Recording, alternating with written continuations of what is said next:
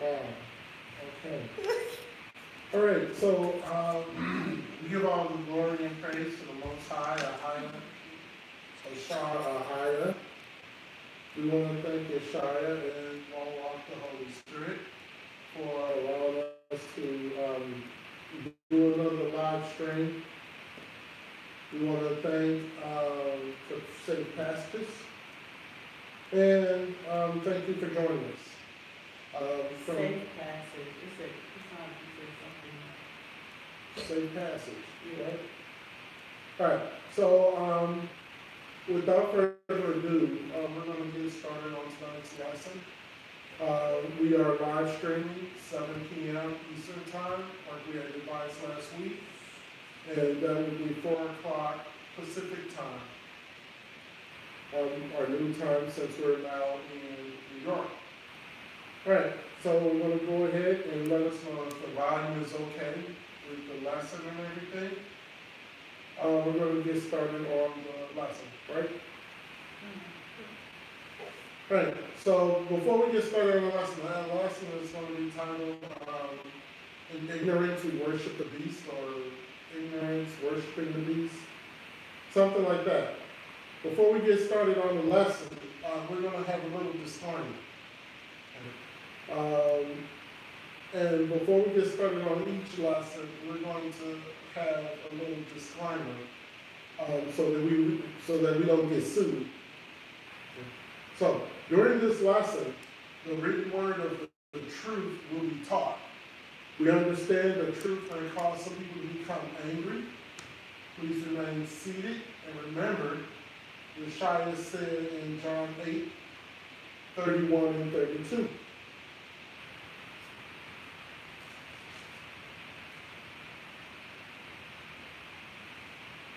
John chapter 8, verse 31.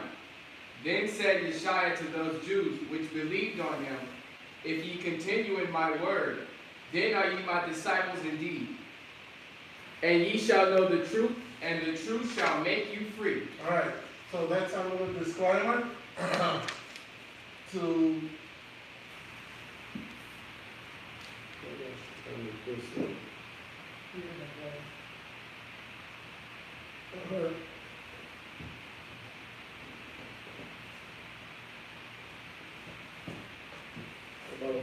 Is that bad?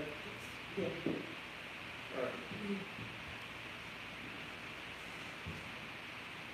All right. Let's get started. All right, so this lesson is about how in ignorance we come across and we worship the beast. On our Friday night lessons, generally our Friday night lessons, we have a series on what we're going to be teaching on or what we're going to be learning. We don't have that series as of yet. Our Shabbat teachings, we are still in the Hebrew Israelite Awakening. This Shabbat, we will talk on Isaac and Ishmael. Okay. All right, so we're going to read something out of the history book in Carta, and this is titled Sunday. Sunday, the first day of the week. Its German and English name, Sonntag, are derived from the Latin word diasolus. Sun's Day, the name of the pagan Roman holiday. In the early days of Christianity, Sunday replaced the Shabbat and to be observed to honor the resurrection of the Shabbat. So that's coming out of the history book Encarta Encyclopedia, and it's titled Sunday. So this started in the 4th century when the Catholic Church lifted up that other Jesus and gave him the word, right? Let's get a definition on ignorance. Ignorance, lacking in knowledge or training. Ignorance, unlearned.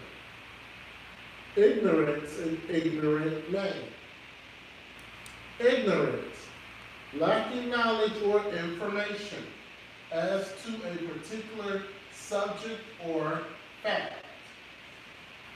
Example, ignorant of quantum physics. Ignorance also means uninformed and unaware. Okay?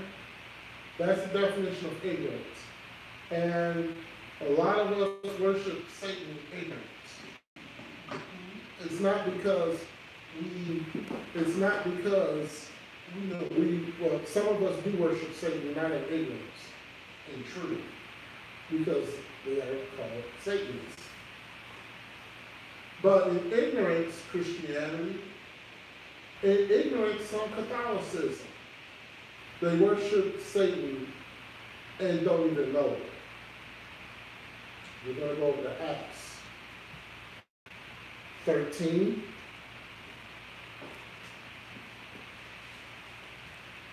We're going to start at verse 40. Acts 13 and 40. Okay. As far as series for Fridays, or for the beginning of the Shabbat, we don't have those as of yet. We do have quite a few lessons that we have not taught on that we'll try to bring out before we come up with another series. We're going to go to Acts chapter 13, and we're going to read verses 40 to 42. Remember, in terms of ignorance, we worship the dragon. Ignorance, we worship Satan. We worship the beast. Whatever you want to call it. Okay? If you have questions, feel free to put your questions on the chat. We want to say peace to the 12 tribes that are scattered throughout the four corners of the earth. We want to say shalom to the Gentiles who follow the law, statutes, and commandments. Thus they have the surname Israel. Have your pen, paper, and Bibles ready. King James only. If you have any other Bible, you're going to be confused, because those Bibles don't speak the truth. Okay? So let's read Acts 13 and 40. Acts chapter 13, verse 40. Beware therefore, lest that come upon you, which is spoken of in the prophets. Behold, ye despisers, and wonder, and perish. For I work a work in your days. I work a work in your days. We're going to see what that is. Go ahead. A work which ye shall in no wise believe, though a man declare it unto you.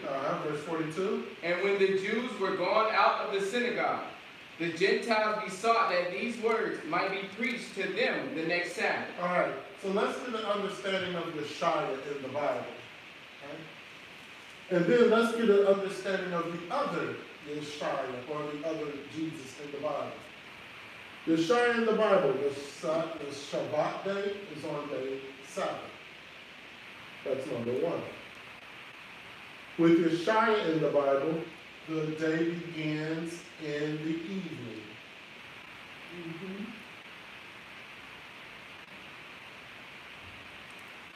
With Yeshua in the Bible, his birth is unknown.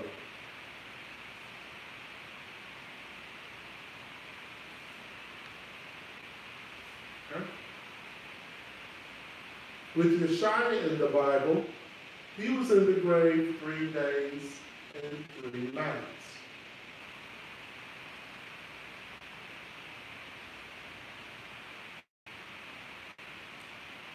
Yeshua in the Bible, his throne is David's on earth.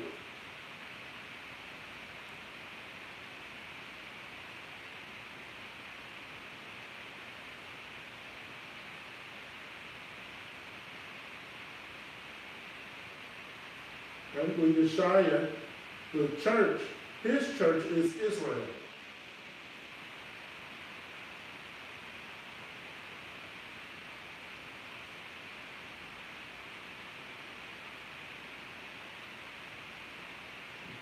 Right? With Yeshua, the high priest is Yeshua.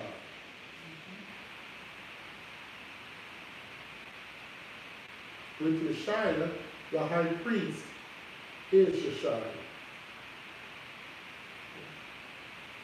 Yeshua's desire was to live on earth.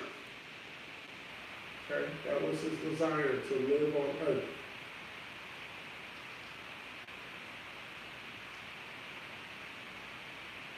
Yeshua's desire, was to be with us and to live on earth. And then the last one, the end result of Yeshua is salvation.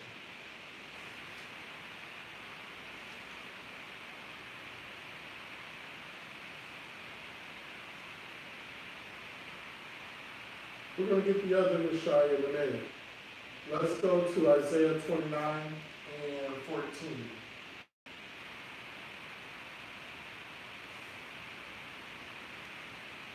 Isaiah 29 and 14.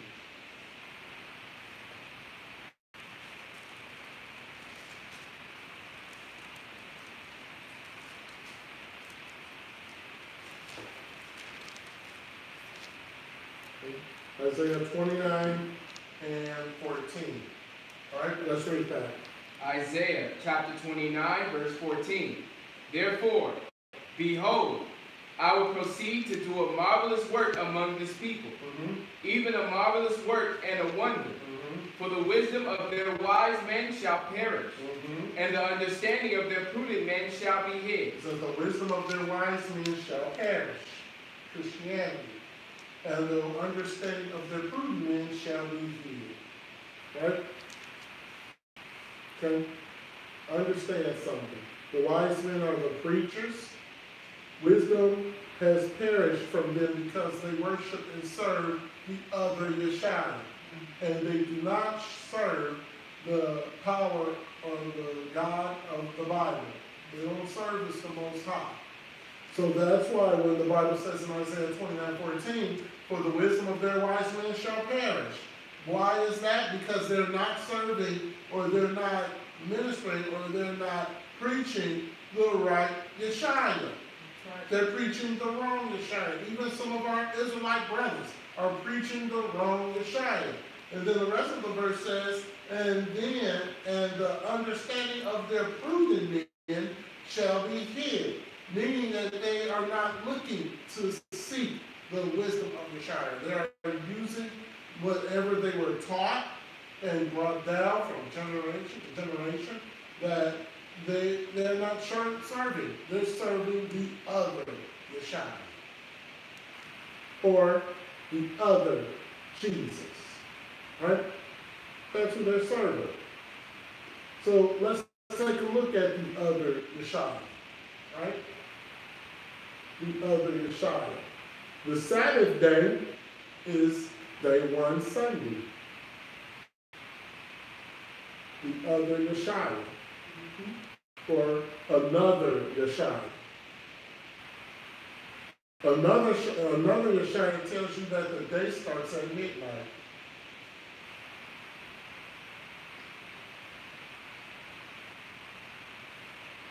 Right? The other Yeshua says that you know his birthday, December 25th.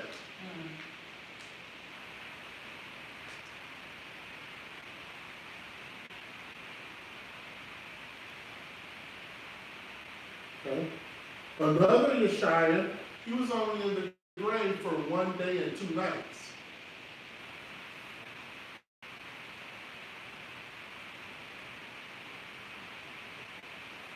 He was only in the grave for 1 day and 2 nights.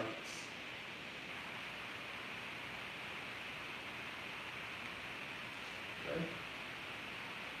Now, his throne is the Vatican. That's where his throne is. His throne is set up in the Vatican.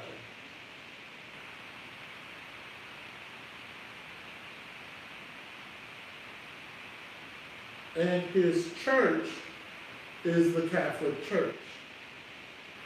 And we all know that Christianity is only a section of Catholicism.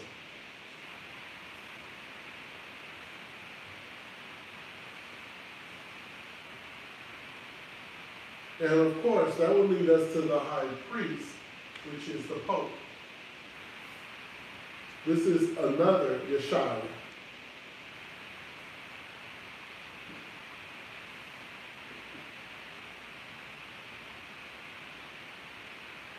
And this desire of this another Yeshua was to go to heaven.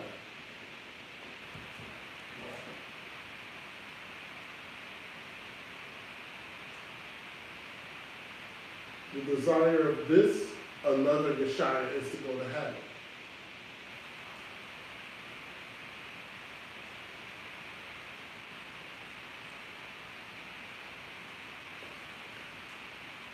And anyone whose desire is to go to heaven, they are following the principles and the ideas of Satan. So imagine that most of Christianity, in fact all of Christianity, where the focal point is making it to heaven. They are following in ignorance the devil. They are following in ignorance Lucifer. Celebrating on December 25th, they are following in ignorance the devil, Satan. If you told them that if it was taught from the very beginning that December 25th was Lucifer's or Satan's birthday, they wouldn't have anything to do with it. The majority of it. So that's why this lesson is entitled In Ignorance, They Worship the Devil. Life or death, the Most High road to salvation is straight and the narrow way. One word, one spirit, one baptism. Satan's road is wide. Satan's road to destruction is wide. Broad is the way. With false doctrine, occult, multiple paths and multiple religions. Many ways. Many ways. The Most High's is salvation short, very narrow. One word, one spirit, one baptism. That's it. One way. Satan, multiple doctrines, occult, multiple paths to get there, multiple religions. Doesn't matter which religion you are. We're going to go Romans 1.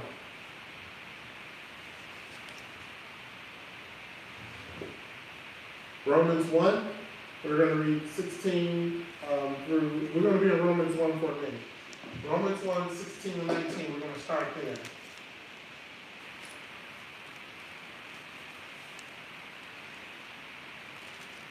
Romans 1, 16 to 19.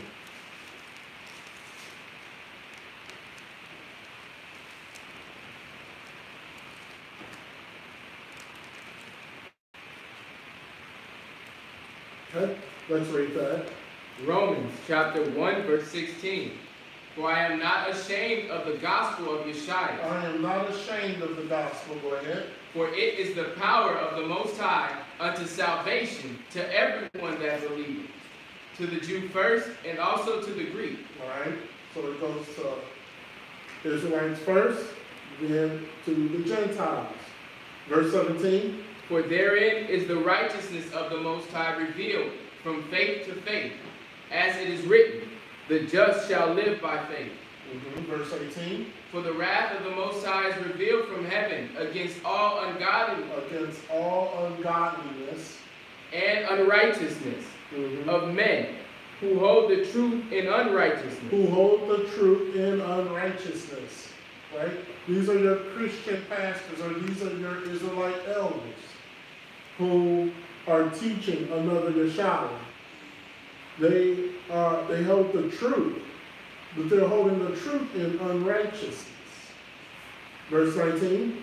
Because that which may be known of the Most High is manifest in them. For the Most High hath shewed it unto them. The Most High hath shewed it unto them. Faith is a belief. Yeshua is the creator. The dragon is the creature. Okay? So we're going to stay in Romans 1. And we're going to skip down to verse 24. We're going to read verses 24 to 28. Romans 1, verses 24 to 28. Okay? If you have questions, feel free to put your questions on the chat. And let's read. Romans chapter 1 verse 24. Wherefore the Most High also gave them up to uncleanness He gave them unto uncleanliness. Come on. through the lust of their own hearts, Mm-hmm. to dishonor their own bodies between themselves. So this is what happened when you have people who are preaching Father's word, but they're not preaching Father's word the correct way. They're coming with all kinds of doctrines. They're coming up with the traditions of men, which we have that scripture later. They come with all these ideologies, even to the name. They come with all this stuff, and they're doing it out of the lust of their own heart. Verse 25. Who changed the truth of the Most High into a lie, Who changed the Bible into a lie. Go ahead. and worshipped and served the creature more than the Creator. See that? That's where the title of this lesson comes from. Worship and serve the creature more than the Creator. How many people are celebrating December 25th? Millions. How many people are celebrating the Passover? Hundreds. How many people are celebrating Thanksgiving? Millions. How many people honored the Day of Atonement? Hundreds. How many people worship on the Sabbath? Hundreds. How many people worship on Sunday? Millions. So the Bible is very clear. They worship and serve the creature more than the Creator.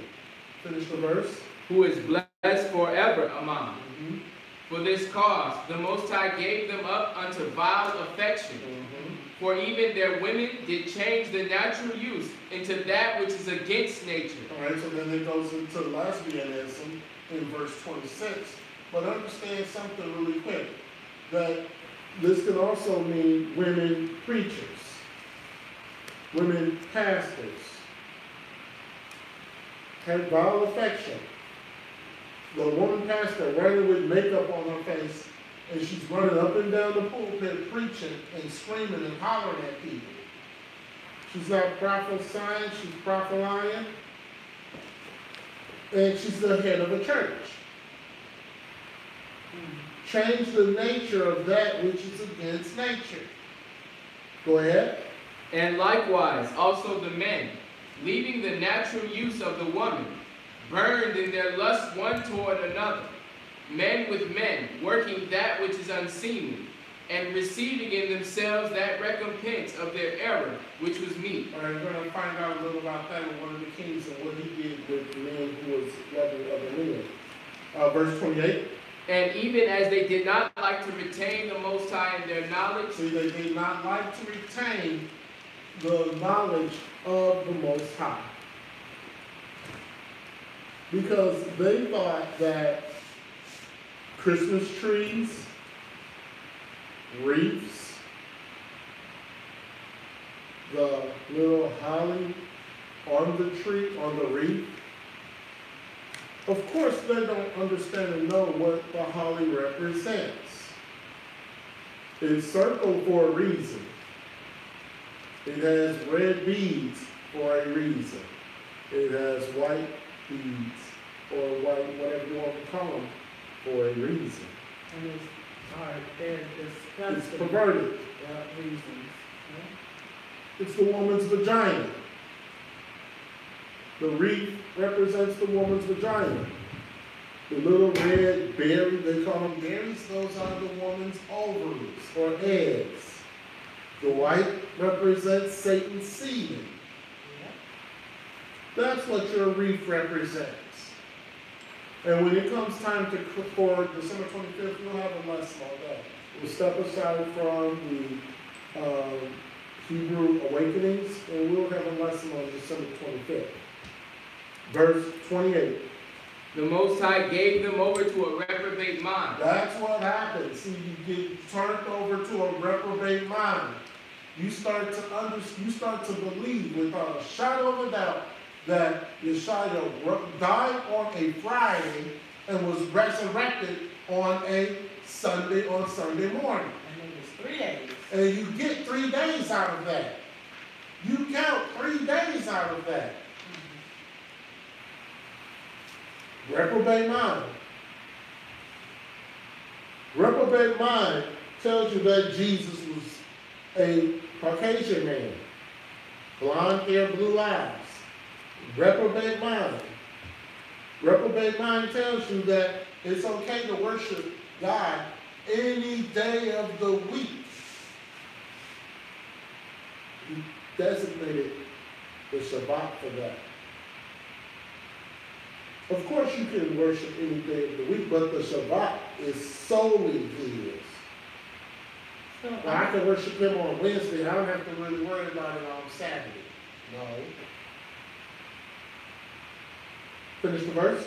To do those things which are not convenient. To do those things which are not convenient. What is not convenient? We just went through a nice little list of them. December 25th, not convenient. Worshiping on Sunday, not convenient. Calling on the name Jesus, not convenient. Praying over pork, not convenient. Worshiping on Easter, not convenient. Yes. I wanted to say back in verse 28, 28. and even as they did not like to retain the Most High in their knowledge. Mm-hmm.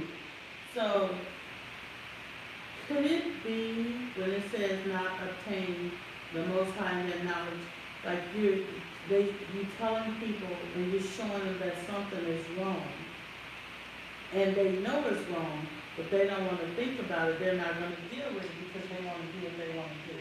Right. And that can lead into a reprobate mind. Into a reprobate mind. So they know, they have the knowledge, but they don't accept it. Right. Because it says that they did not like to retain the Most High in their knowledge. And it's just not with these so-called holidays that they celebrate. Right. It's with anything that you're telling somebody, you're giving them the knowledge of the Most High, Correct.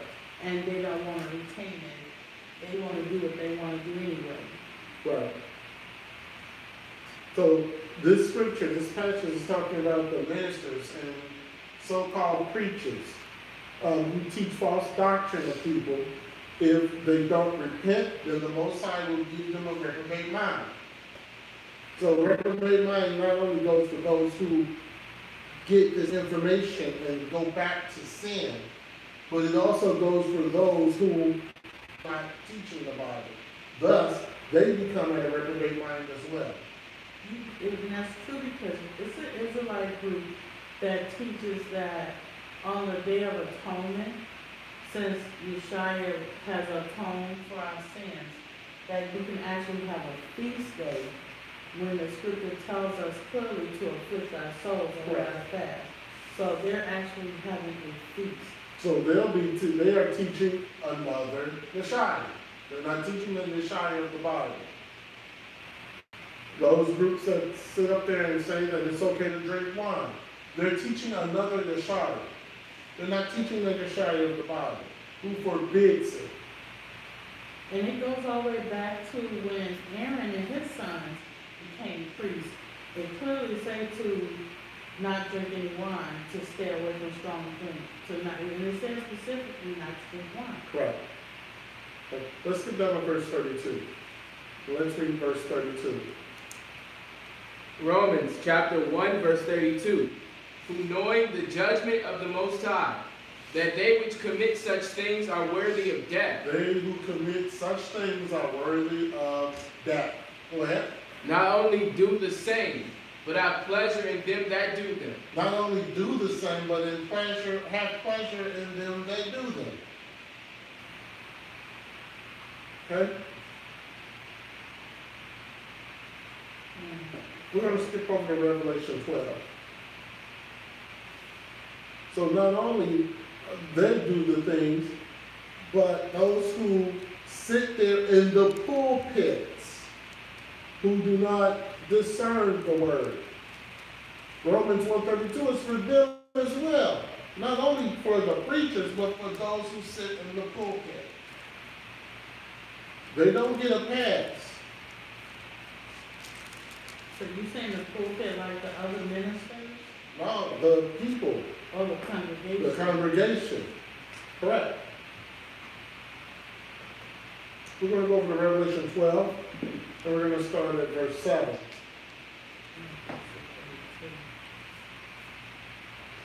Revelation 12, we're going to start at verse 7. We're going to go through 10.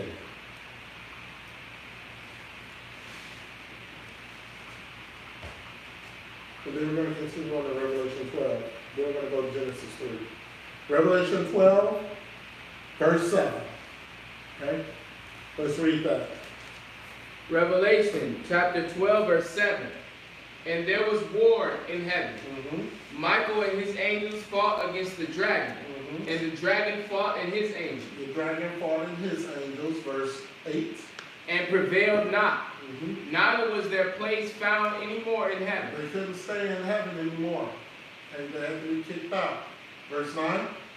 And the great dragon was cast out, that old serpent, called the devil and Satan, which deceiveth the whole world. Oh, right there. Deceiveth the whole world. Deceiveth the whole world. You have to be very careful. Satan is very good at his craft.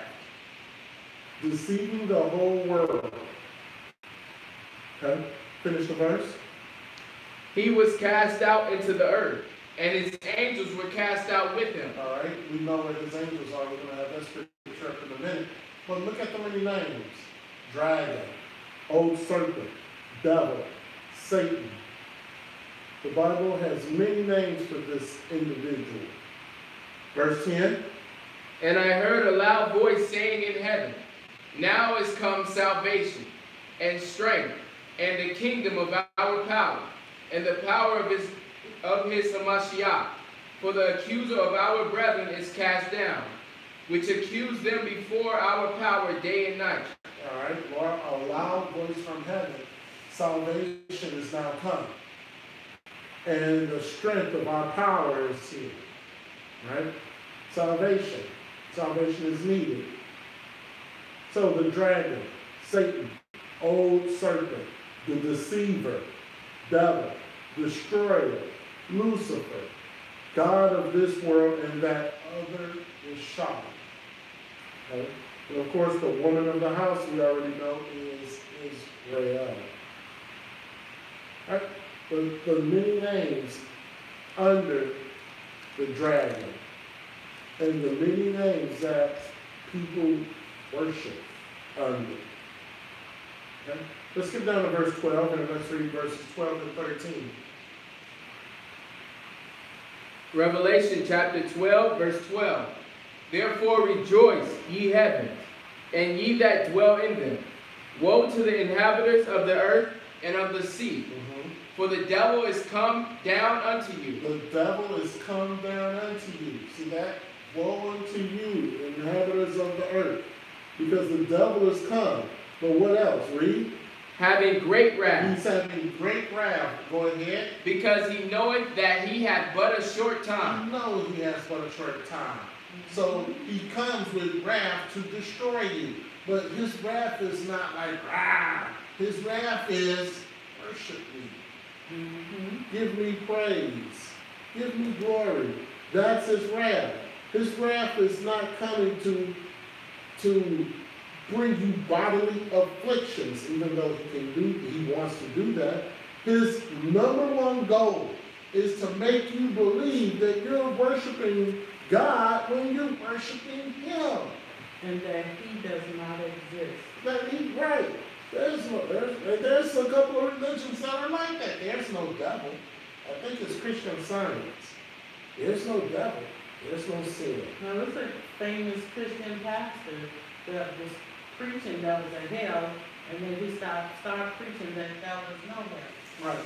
So the familiar spirits tricked Well, him. hold on. Yeah, the Kundalini But the spirits Bible is tricked him. saying, woe to you people, woe. Because they know the power that this devil has. And he shows it. Oh, you see, on December 25th, right about now, people are stringing up the lights. You're seeing his power. And they bowing down, they putting their gift under the tree. They Bowing down. He's showing his power. And do you know giving each other gifts and doing all that, that's vanity? Right. It's vanity. Correct. So they're breaking every, Except for Purim. Purim is different. There's a reason why Purim is so different. but Which there, we'll explain on Purim. but there's no idol, there's no tree, there's nothing Right. that we're bowing down, you know, Right. to give. Right. So the Bible is telling us, you gotta beware, you gotta be cautious, you gotta be mindful. Because this devil is coming and he has great wrath. Yes, he does have great wrath. But he wants to make sure that everyone is worshiping him to join him in the lake of fire. Do you know that the Christian churches really don't use money baskets no more? While the pastor is up on the pulpit, people are coming and throwing money at his feet. No, that's not just another honoring Satan. Say, the altar, yeah, it's raised up, so it's an altar, so they go into the devil's altar, and they're throwing their money on the altar, they're putting their money on the altar of the devil. Mm-hmm. Verse 13. Ignorance. And when the dragon saw that he was cast into the earth, he persecuted the woman which brought forth the man-child. Persecuted the woman, which is Israel, brought forth the man-child. So the woman will flee into the wilderness where a place is prepared for her for 3.5 years. Right? So we're going to see the devil in action. Once again, we're going to go Genesis 3. And we're going to read verses 1 through 7.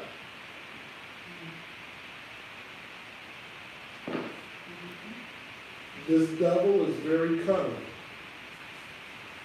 And if he can get you to just bow down to him, he's got you. Anyway. In any way, shape, or form. Bowing down. You may not physically bow down to him, but spiritually, when you walk into a church on Sunday morning to give praise, who are you praising? Mm-hmm. You're giving him power. This is why this lesson is in ignorance. Even our Israelites, our brother Israelites are worshiping you're worshiping the dragon. How are you worshiping the dragon if you're an Israelite? By telling other Israelites that all 12 tribes are black. That's another Yeshaya. That's not the Yeshaya of the Bible. By telling Israelites that it's okay for women to wear women pants. That's another Yeshaya. That's not the Yeshaya of the Bible. By instructing women that they have to have their heads covered on the Shabbat. That's not the Yeshaya of the Bible. That's another Yeshaya. And we were shown that through the Holy Spirit that was incorrect. Because we were street preaching, and there was a woman who had brain cancer. And I asked the Most High to forgive us for that.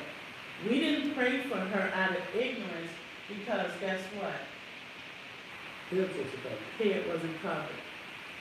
And that woman could have got healed and would have been a believer and served the Most High. And after that, Mother showed us that it was wrong. We were shown in the scripture that our hair is our covering, not a rag on our heads.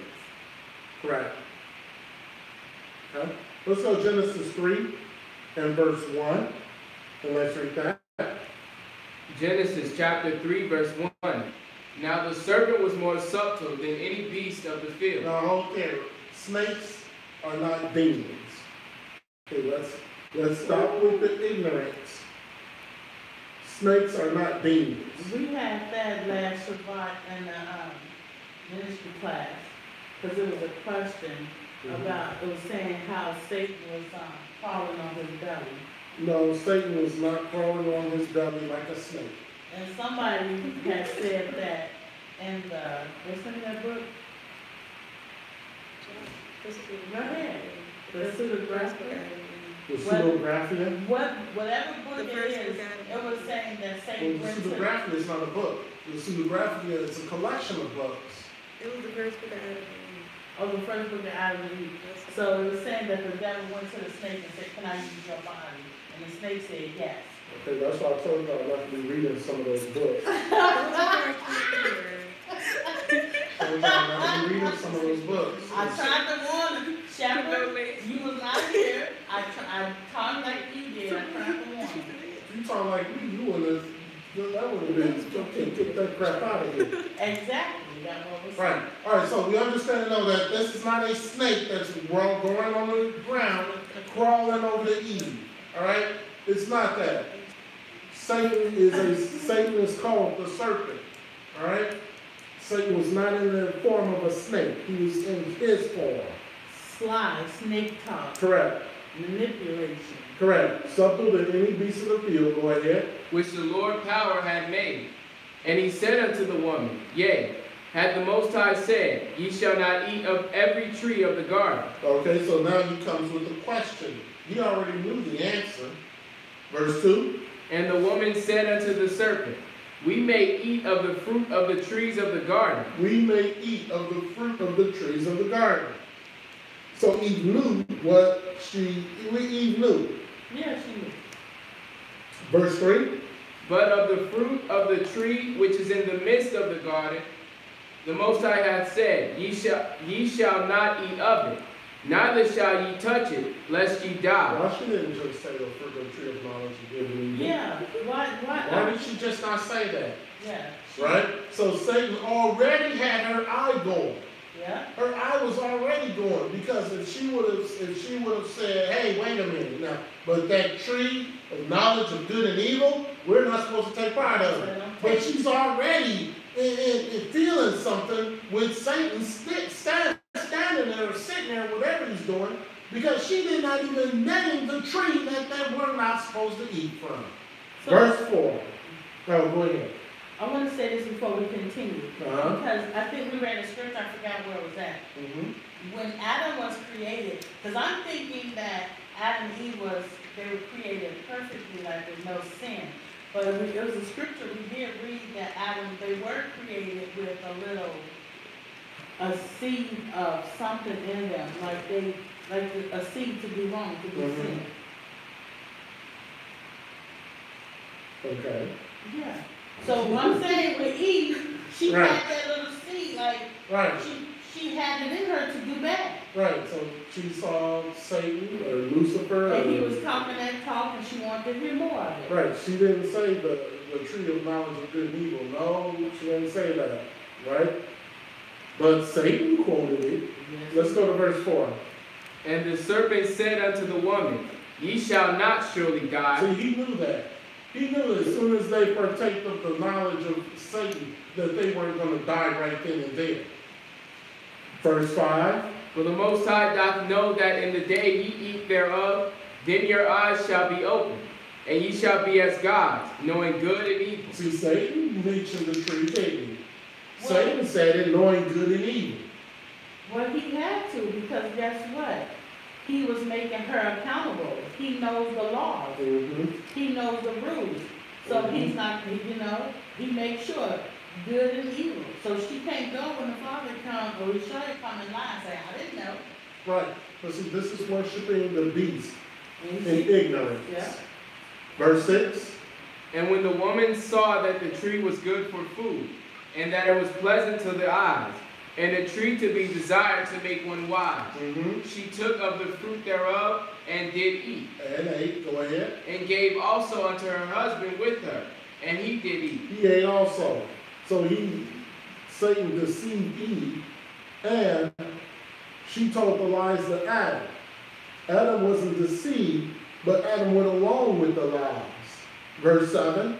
And the eyes of them both were opened, and they knew that they were naked. Mm-hmm. And they sewed fig leaves together, and made themselves aprons. Made themselves aprons. So see, Eve was deceived with Satan. And because Eve was deceived, Eve told the lies to Adam. Adam wasn't deceived by Satan, but he went on along with the lies. Okay? This is how Christianity operates. This is how Christianity works. Nobody checks out anything. You go along with whatever the preacher tells you.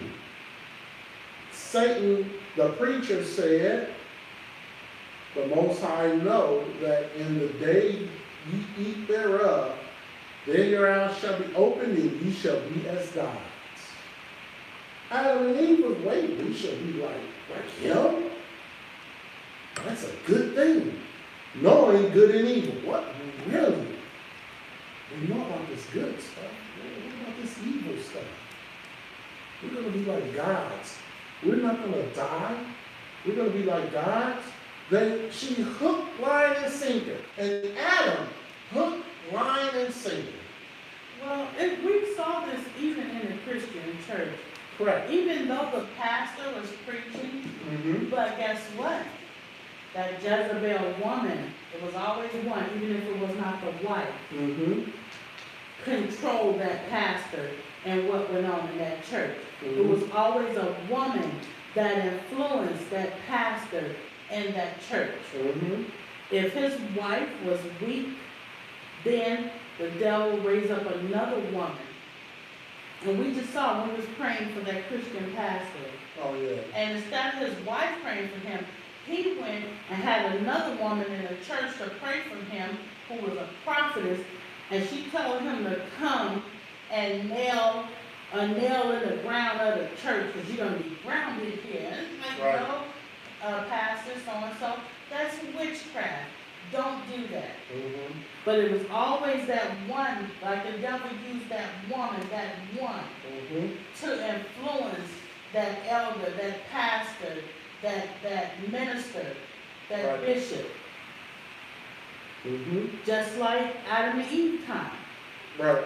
Now, like with me, that can't happen because being married to Shepherd, he don't play that.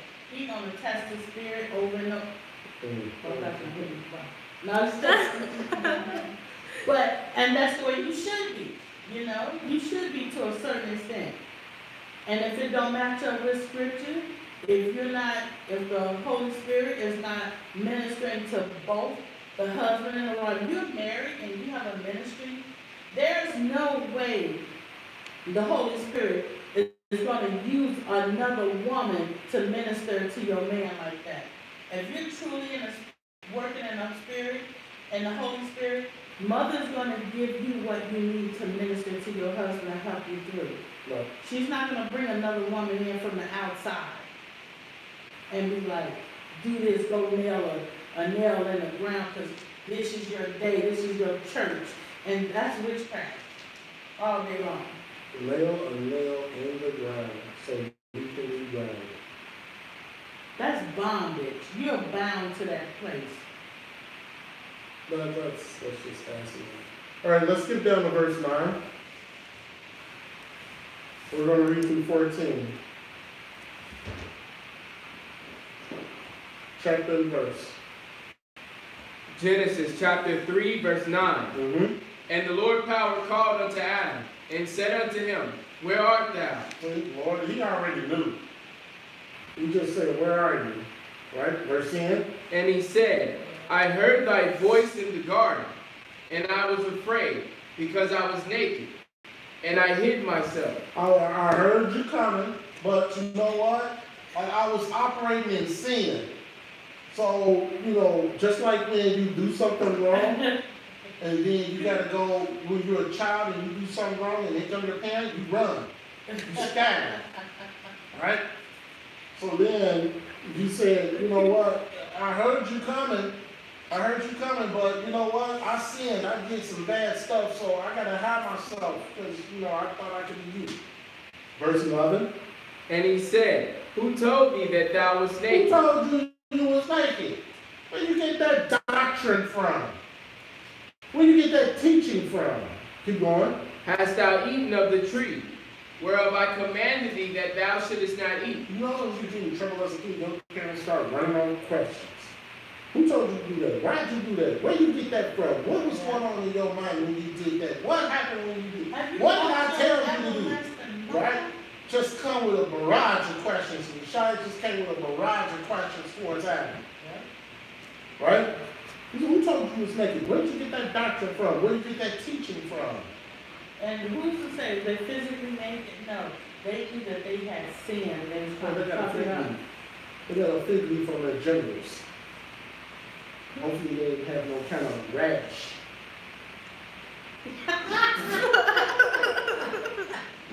Hopefully it wasn't poison ivy. If you put poison ivy down there and you try to cover them up, you start scratching everything. Right? They ain't having no ointments back then. Verse 12. And the man said, the woman whom thou gavest to be with me, she gave me of the tree, and I did eat. See that? Adam didn't even take ownership. Just said, you know what, that woman you gave me, she did it. It's her. It's her. It wasn't me. I wasn't the one who was sitting and talking bad about people. That was her. Verse 13. And the Lord power said unto the woman, what is this that thou hast done? See, he keeps going with the questions. Yeshaya, why do you keep asking questions? You continue. And the woman said, the serpent beguiled me, and I did eat. So that's why Eve did not get such a harsh punishment. What? She came clean. Right. You don't think that's a harsh punishment? Childbirth? You could die having a child. But you don't. Some people do. Some people don't. Maybe they have something going on with it. Right?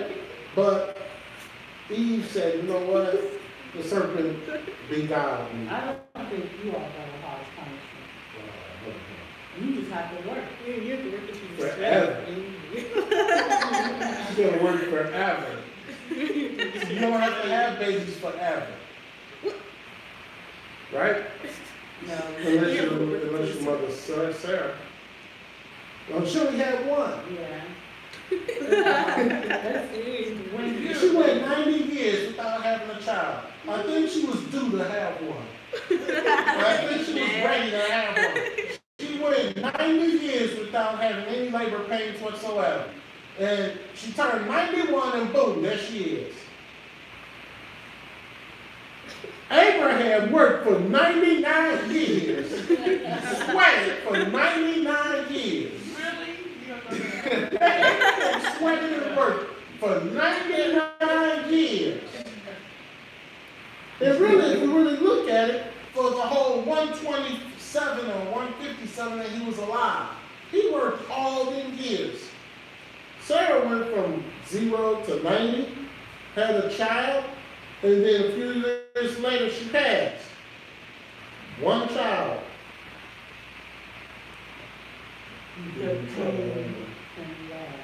She looking. Okay, She looking. so let me tell you this.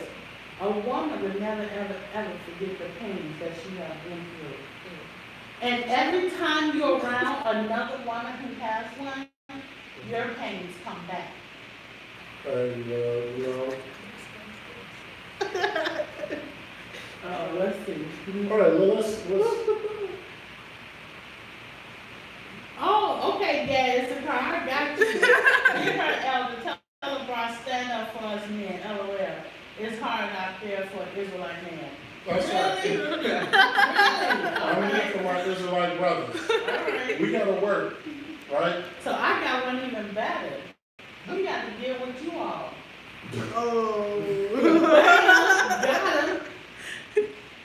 Got him. We have to endure our husbands. Yeah, but see, that's part of what Eve did.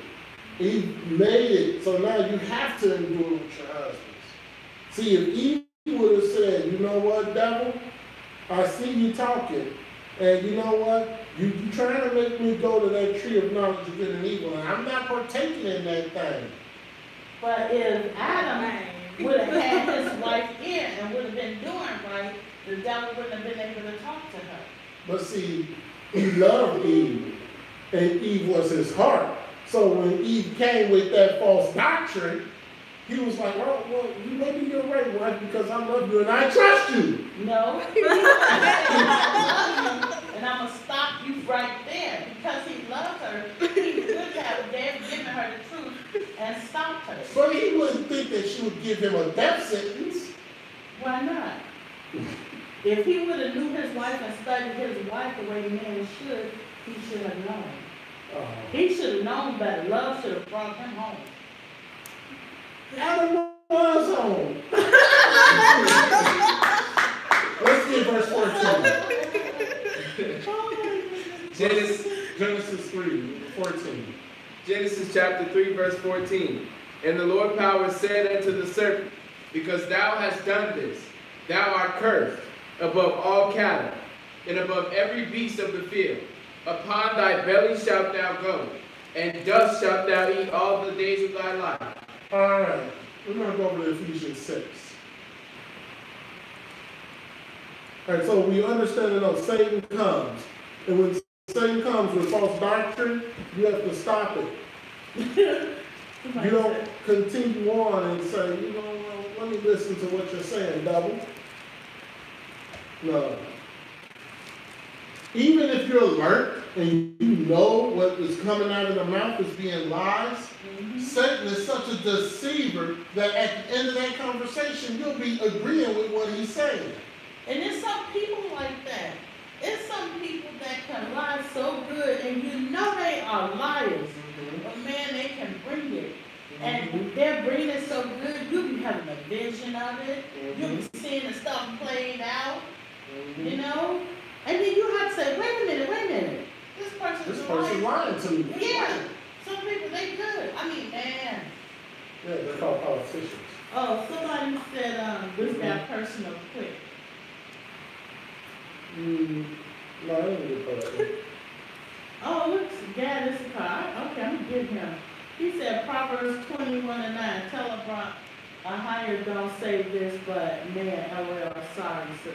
You know what? I'm gonna email him personally. Princess Issachar next to you? Maybe y'all not together. Maybe y'all separate or something. I don't think you should be doing that. I'm only doing it because I'm protecting my live stream. Once live stream is gone, then I'm running out of here. Or maybe. Let's go to Ephesians 6. We're going to read 10 through 17. Ephesians 6, 10 through 17. So that's the physical aspect of Satan, right? This is the spiritual aspect in Ephesians 6. Okay? Let's read. Ephesians chapter 6, verse 10. Finally, my brethren, be strong in the Lord and in the power of his might. Be strong, go ahead. Put on the whole armor of the Most High, that ye may be able to stand against the wiles of the devil. Don't take it personal. Keep going. For we wrestle not against flesh and blood, but against principalities, against powers, against the rulers of the darkness of this world, against spiritual wickedness in high places. That's Satan. We don't wrestle against each other as flesh and blood. We wrestle against the principalities. So whatever your argument or whatever your discussion is, it's with that spirit, and it's not with the other person. That's sometimes something that we forget sometimes. Verse 13. Wherefore take unto you the whole armor of the Most High, that ye may be able to withstand in the evil day, and having done all to stand. You would stand within the evil day. This is the evil day. You stand within. Because you're wearing the full armor. You're not allowing the doctrines of the devil to come at you. Next verse.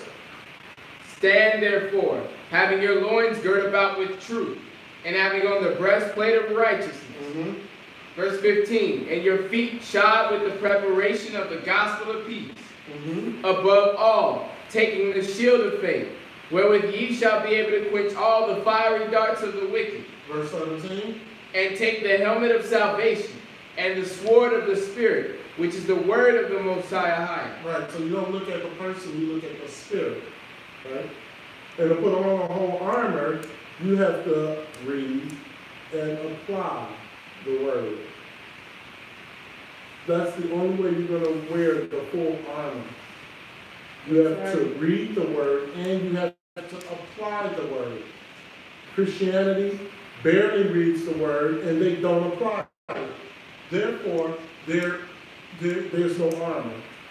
Therefore, they're naked. But in order to walk this walk, you have to put on the full armor, but you have to also apply it. Dress for battle. 2 Peter.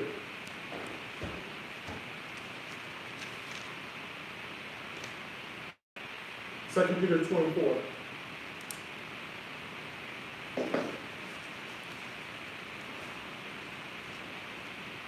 Your fight is with powers, spiritual powers, principalities, rulers of darkness, spiritual wickedness in high places. 2 Peter 2:4. Let's read that. 2 Peter chapter 2, verse 4. For if the Most High spared not the angels that sinned, but cast them down to hell, and delivered them into chains of darkness, to be reserved unto judgment. Right? The angels sin, hell and earth, judgment. That judgment is the lake of fire. And cast them down to hell, and bound them in chains. False doctrine will have you doing that. Let's skip over to 1 Peter 5, 6 through 8.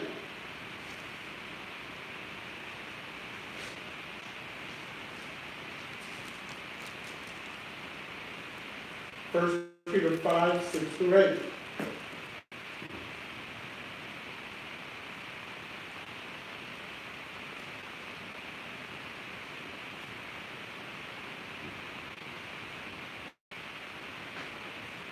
Read. 1 Peter chapter 5, verse 6. Humble yourselves therefore under the mighty hand of the Most High, that he may exalt you in due time, casting all your care upon him, for he cared for you. Be sober, be vigilant, because your adversary the devil, as a roaring lion, walketh about seeking whom he may devour. He does that through philosophy and religion.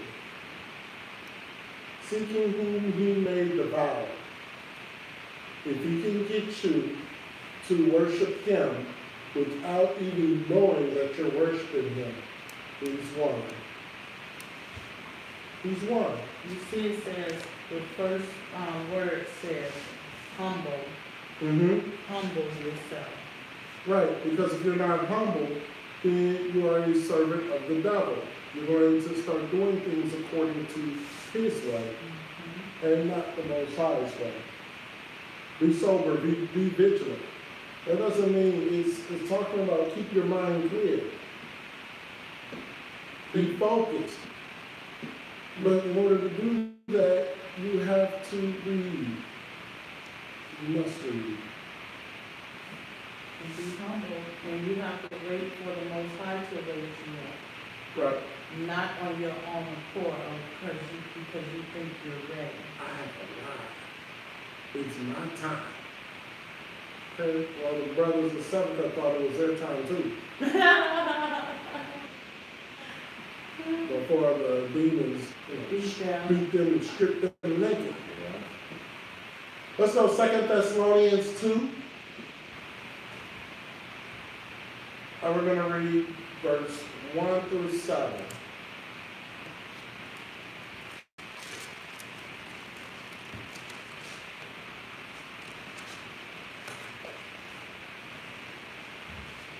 I'm telling you, it's true, Dave. It's nothing to play with. It is nothing to play with. We have seen so many people that was part of this ministry that played with the truth. Now they're at a reprobate mind. And nowhere my Bible tells me that there's a coming back from a reprobate mind. No. In fact, it tells you that once you're at a reprobate mind, that's pretty much a wrap. It's a done deal. And it's called a seared conscience. It's done. 2 Thessalonians 2, we're going to start at verse 1. Let's read. 2 Thessalonians chapter 2, verse 1. Now we beseech you, brethren, by the coming of our Lord Yeshua HaMashiach, and by our gathering together unto him, that ye be not soon shaken in mind, or be troubled, neither by spirit, nor by word, nor by letter as from us, as the day of Yeshua is at hand. All right, not be soon shaken in mind. Be troubled, neither by spirit, nor by word, nor by a letter from us. Paul is saying, hey, don't be shaken. Don't be troubled. Don't be troubled by spirits, by the word, confusion. Yeshua, the day of Yeshua is coming at hand. Right? Verse 3. Let no man deceive you by any means. Read that again. Let no man deceive you by any means. Read that again. Let no man deceive you by any means. Let no man deceive you by any means. No means whatsoever. A man comes and says, guess what? The Shabbat's not sacred anymore. And I got Bible proof. The 12 tribes are really the European nations. And I got Bible proof. Let no man deceive you by any means. It's all right to pray over pork and shrimp and lobster. You can have these foods now. And I got Bible proof to show you. But you know, when they have that unclean food on the table they're praying over, there's also alcohol on that table too that they're Of praying course, over. it's always about it. It's about it. Yeah. And you ever seen a drunk person trying to pray? Come on, let's pray, let's pray. Everybody hold hands. Yeah. We all seen it in our family on December 25th. Right. Thanksgiving. The most drunkest person is the one who wants to lead the prayer. Yeah. Yes, I thank God for this gathering of my family together, and I pray that we all indulge in And then they start crying. And next thing you know, they leave the place. They have to be taken out because guess what? They start fighting somebody. Right. Now you just led the prayer, now you drunk, and you slapping and cussing folks Right. out. Okay. All right, let no man deceive you. Go ahead. For that day shall not come, except there come a falling away first, There's going to be a falling away. Come on. and that man of sin be revealed, the son of The perdition, man of sin be revealed. Okay, verse 4. who opposeth and exalteth himself above all that is called the Most High. Now we need to see who this person is and find out who it is. Right? Keep going. Or that is worshipped, See that? That is worship. Come on. so that he as the Most High sitteth in the temple of the Most High, shewing himself that he is the Most High. See that? Very clear and concise. Be mindful.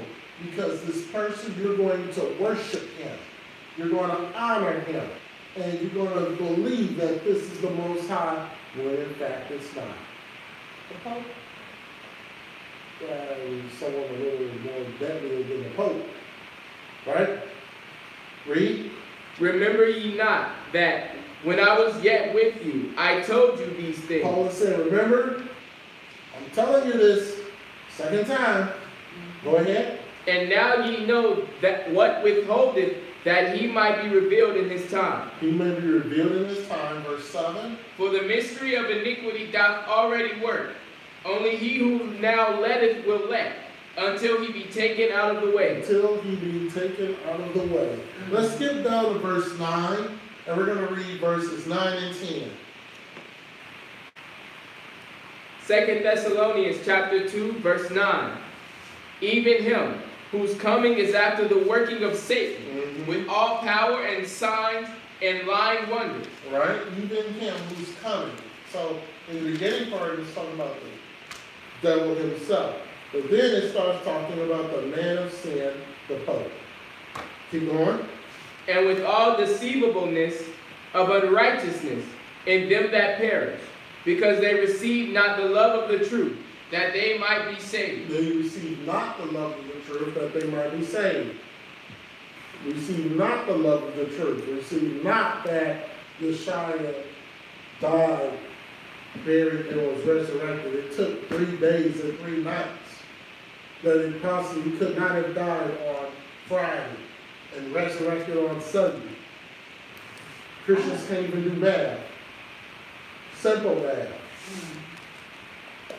That Easter Sunday is in regards to the fertility god, not in regards to the resurrection. Easter has everything to do with fertility gods, Nothing to do with the resurrection of Yeshua. Man of sin. We're going to go to Ezekiel, the 28th chapter.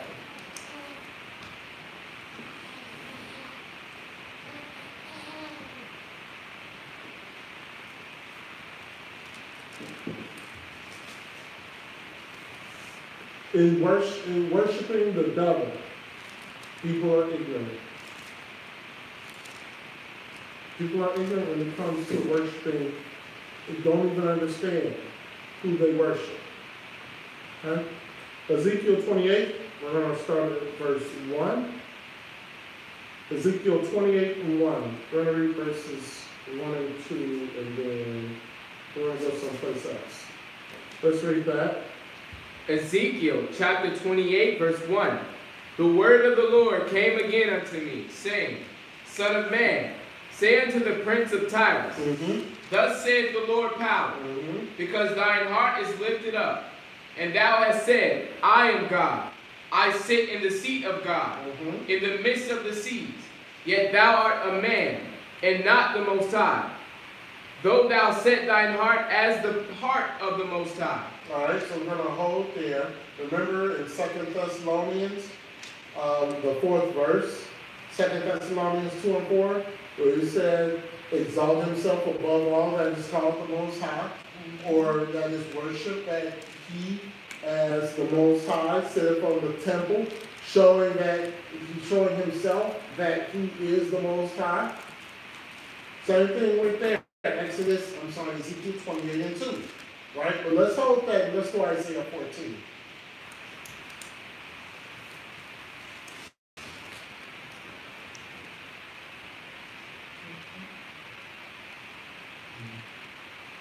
See, this devil is such a deceiver.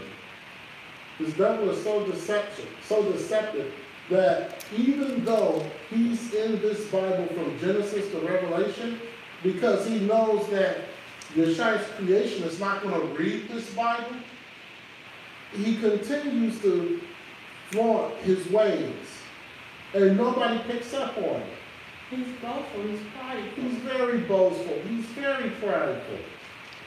The Bible talks about him, in fact, in almost every single book. But look how he did in Job. Yeshua was like, Satan, like, what you been doing? Oh, to and fro, seeing who I've been about. Right. Like, he's telling, he's so boastful, he's telling Yeshua, like, look, I've been doing this. Like, what you gonna do about it? Right. And he knows that Yeshua can't do anything about it. Not right now. Not right now. So, of course, yeah, what you talking about, Yeshua, that's what I've been doing. I'm not going to do some more stuff. Because he knows his time. He knows his time is not here yet. Oh, but it's coming. Let's go Isaiah 14, 12 through 15.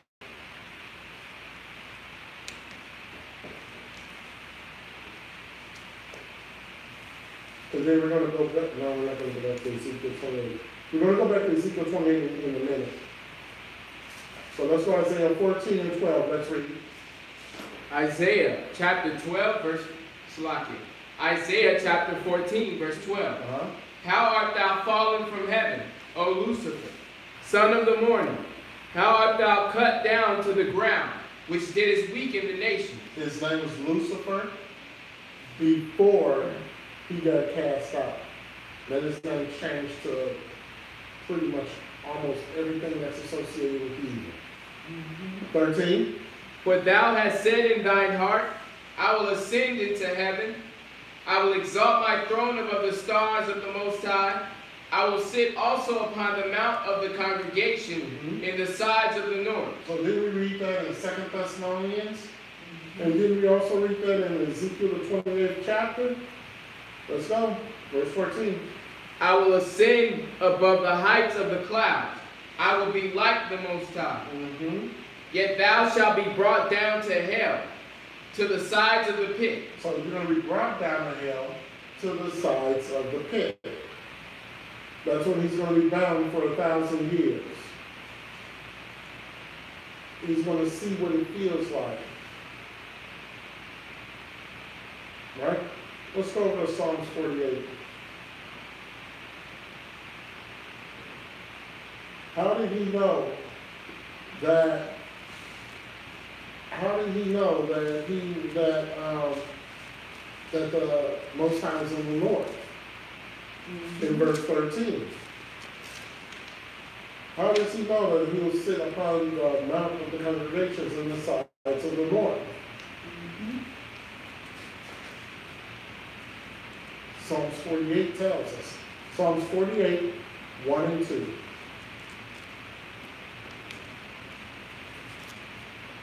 While we're investigating this stuff, we just have to bring it together and understand what the Bible is saying. Understand, where did Lucifer get this congregation in the north? Right, let's read. Psalm 48, verse 1. Great is the Lord, and greatly to be praised in the city of our power, in the mountain of his holiness.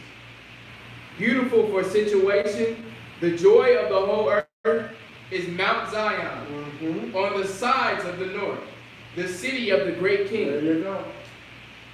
So that's what Satan means about the sides of the north. He means Mount Zion. And he means that he wants to sit above the Most High at Mount Zion.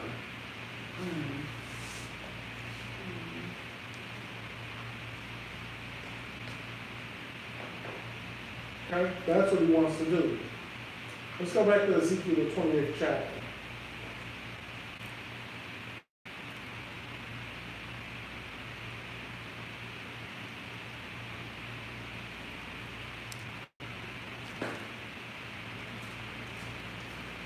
This deceiver, this deception.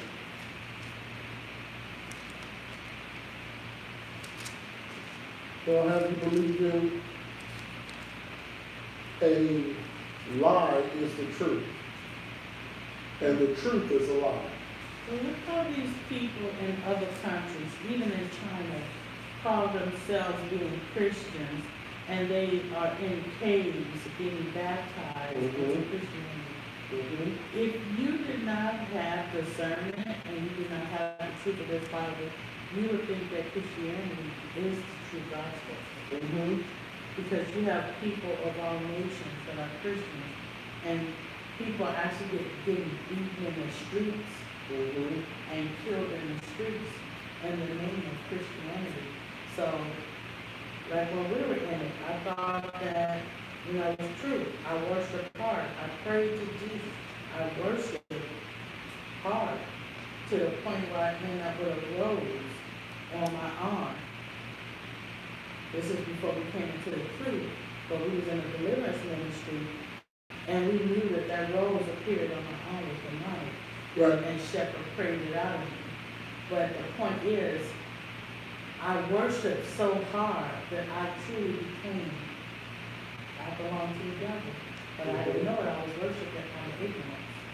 But I thought people were dying for Christianity.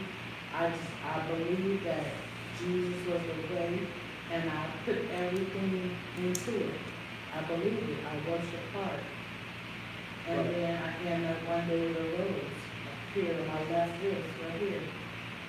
And we were in a deliverance ministry, so we knew anything that appeared on your body was demonic.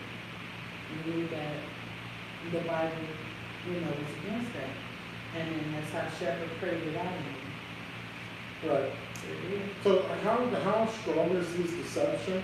Is that it will have, there was an article that I was reading earlier today, that a young man went from, I guess he was living in Seattle, Washington, and he took a plane to some remote island off of India to bring Christianity to these natives.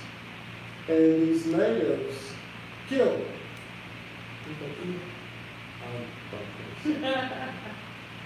They killed him. But they tortured him before they killed him. And how they found out that he was killed is because he was writing letters. He was writing daily accounts of what they were doing to him. And they were allowing him to mail them to his home. And the last letter said that something to the fact where if I can convert one person, as he's being tortured, if I can convert one person to Christianity, and if you get this letter, I might be dead, but it would be well worth it, or something to that effect. They made a movie out of that. That was a true story. No, this just happened. Oh, I saw a movie on something like that. Probably, maybe, but this just happened a couple of months ago. Oh. So then, that was this guy's last letter.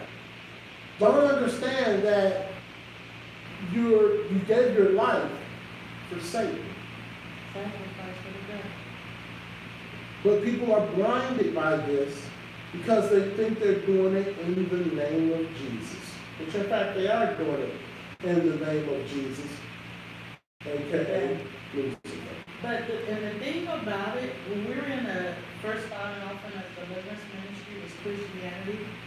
One night Shepherd was preaching, and after that it was we were gonna have deliverance service, and so we saw this orb appear in the middle of the place, and little white things started shooting out of it. It was demons, lights was shooting out of it.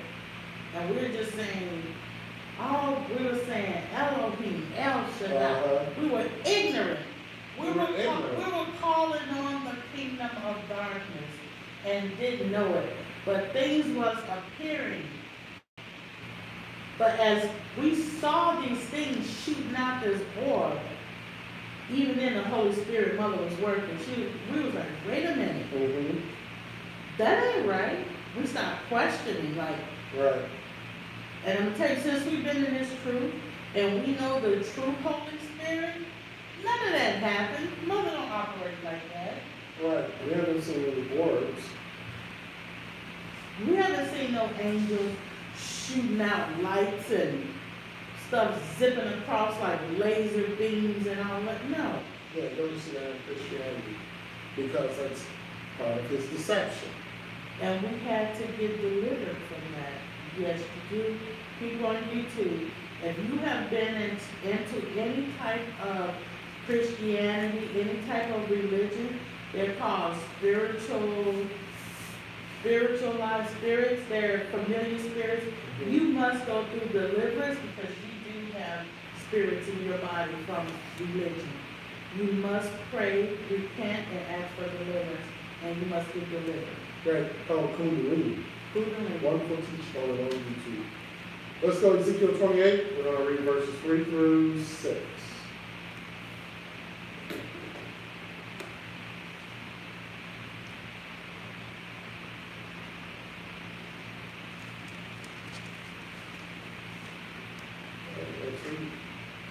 Ezekiel chapter 28, verse 3.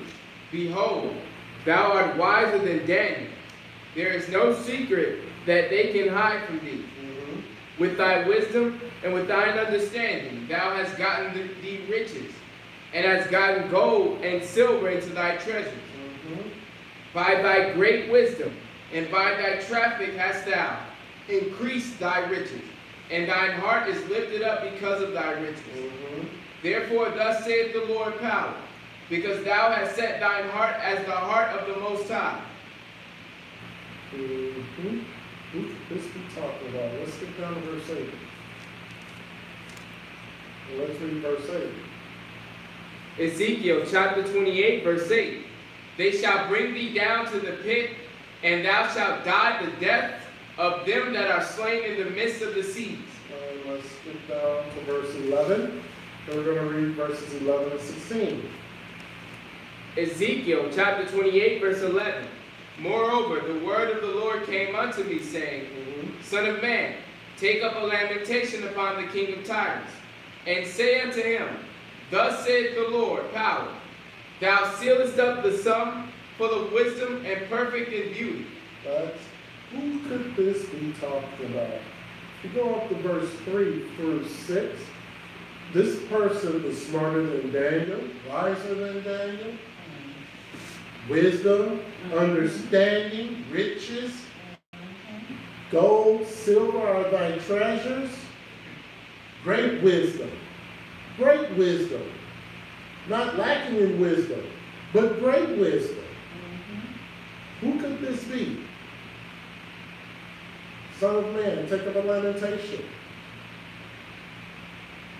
Thou full of wisdom, perfect in beauty. Who could this be? Verse 13. Thou hast been in Eden, the garden of the Most High. So see, that's how we know it's not the king of Tyrus, because the king of Tyrus was not in the garden of Eden. Keep going. Every precious stone was thy covering. The sardius, topaz, and the diamond, the beryl, the onyx, and the jasper, the sapphire, the emerald, and the carbuncle, and gold. The workmanship of thy tabrets and of thy pipes was prepared in thee in the day that thou wast created. Verse 14. Thou art the anointed cherub. Read that again. Thou art the anointed cherub. Thou art the anointed cherub. Go ahead. That covereth, and I have set thee so. Thou wast upon the holy mountain of the Most High.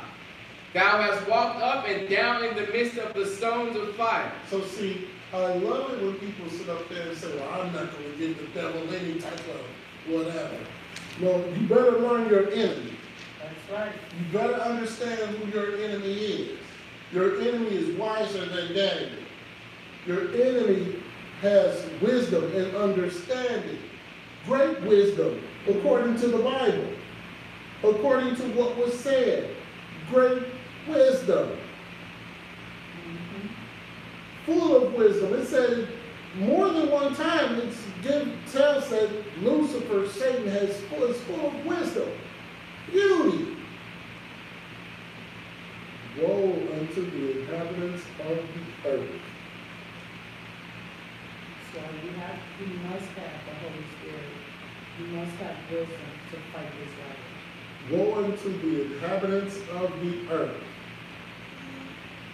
Verse 15. Thou wast perfect in thy ways from the day that thou wast created, till iniquity was found in thee. Till sin was found. Perfect. Go ahead. By the multitude of thy merchandise, they have filled the midst of thee with violence, and thou hast sinned. Therefore I will cast thee as profane out of the mountain of the Most High, and I will destroy thee, O covering cherub, from the midst of the stones of fire. From the midst of the stones of the fire. And let's go down, let's continue on. Let's read verse 17. Look at the description. Read verse 17. Ezekiel 28:17. Thine heart was lifted up because of thy beauty. Thou hast corrupted thy wisdom by reason of thy brightness. I will cast thee to the ground, and I will lay thee before kings, that they may behold thee. Okay. Did you hear what he said?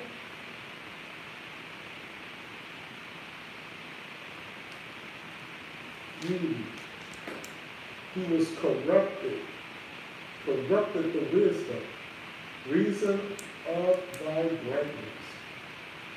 This is why you see the pulpits in Christianity operate the way they do. The Christian church operate the way it does. It's all corruption. Everything about it is corruption.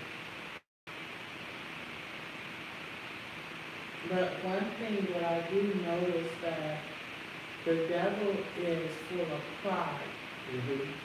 And a lot of these elders are full of pride. But I'm going to be honest with you. It may be some out there, but every Christian pastor that I have known have some type of pride that they deal with. And a lot of them is big-mouthed, they loud, they're ignorant, and they speak things that don't make sense. It don't make sense. And if you try to talk to them about it, they're not going to listen. They're going to come against you really hard. Right, but they won't come to Scripture. They'll never come to Scripture. Because when we were in Christianity, and we were doing a so-called ministry class. The pastor told us, he was like, if you have something against one of the ministers in here, what should you do? And like, we were in Christianity, so we really didn't know. But we knew the scripture existed where Yeshua said if you have something against one of your brothers and sisters, that you're supposed to go and talk to them about it. So we said that, but even that wasn't right at the time, because as we continue to learn our Bibles, we know that elders in the ministry, you're supposed to take a couple of witnesses with you to talk to that elder. And then if that elder don't listen, you're supposed to pray for that elder to get understanding, get knowledge and wisdom on what it is that you're trying to talk to them about. So even Christianity, it looked almost right. It's appealing to the eyes. It's appealing that you're doing the right thing, but really you're not. You're not really doing the right thing. You have a question? So when it talks about verse 17, by the reason of that brightness, so is that why when it comes to the double deceiving people, it's always like the flashy things, like in the church, like everything's like large and, you know, like, is that what it means? Like how I was talking about, I think in another verse, how he like took the silver and gold. Is that why like he makes things that are evil look appealing? Is that what that's talking about? Right. And what about like with women, like with the Isaiah 3, how he took, because the women were daughters of Zion were stiff-necked and haughty, like the gold, the tinkling, you know what I'm talking about, like the jewelry and stuff that was flashing and stuff like that. I know he gave it to us originally because, you know, for a different purpose. But what the women were doing in Isaiah 3:16, they was using that to beguile the men to take control of their husband's household. So wouldn't that be kind of like with the brightness, because it was the devil manipulated them to use things like the flashy things like that to sin and do evil? Yeah, like the big cars and Like a lot the of big these church, like the mega pastors, churches and stuff? a lot of these pastors are sitting up here wearing $2,000 and $3,000 suits, but their rent is not paid. They're one paycheck from living out of their cars. But when they come to church, they're dressed up, their family dressed up, they're putting on a show.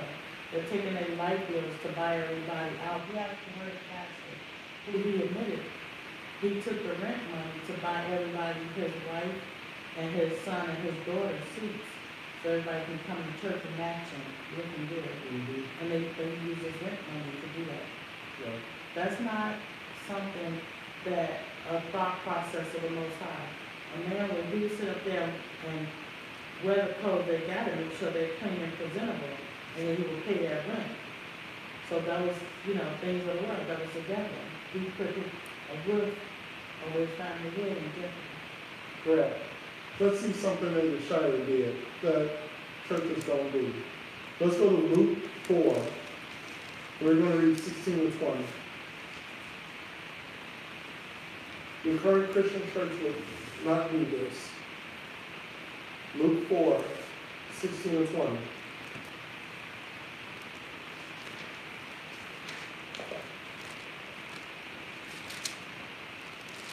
All right, let's read that. Luke chapter 4, verse 16. And he came to Nazareth, where he had been brought up. And as his custom was, he went into the synagogue on the Sabbath day. He went as his custom was. He went into the synagogue on the Sabbath day. He went in the synagogue. Go ahead. And stood up for to read. And he stood up to read. He went in to teach on the Sabbath day. Not on day one, Sunday. It was custom for him to go to the synagogue. Who changed it? Keep going. And there was delivered unto him the book of the prophet Isaiah. And when he had opened the book, he found the place where it was written, The Spirit of the Lord is upon me, because he hath anointed me to preach the gospel to the poor. He hath sent me to heal the brokenhearted, to preach deliverance to the captives, and recovering of sight to the blind, to set at liberty them that are bruised. Now, so Yeshaya right there would have been stopped. And the head pastor would say, okay, we need to escort this man out of here. He's reading too much into this Bible right now. He's reading 2 verses. 1 verse minimum, bruh. Get out. Keep going. To preach the acceptable year of the Lord. And he closed the book and gave it again to the minister and sat down. And the eyes of all them that were in the synagogue were fastened on him. So he didn't say, ha, woo, hey, come on now. Tell your neighbor. He didn't say none of Look that. at your neighbor and say, Look at your neighbor and say, neighbor. He didn't say none of that. Pastor talking right this morning. He didn't say it. Shia talking right this morning, am I, y'all? Oh, y'all not, this side not listening to me, so I'm going to talk to this side right Now, here. y'all ain't listening over here. Yeshaya I'm going to go didn't over here and talk to these people. That's just ignorant. He didn't do that. I'm wondering why. Because he didn't take drama class. He probably did. All right, let's go to. All right, let's do this. Daniel 7.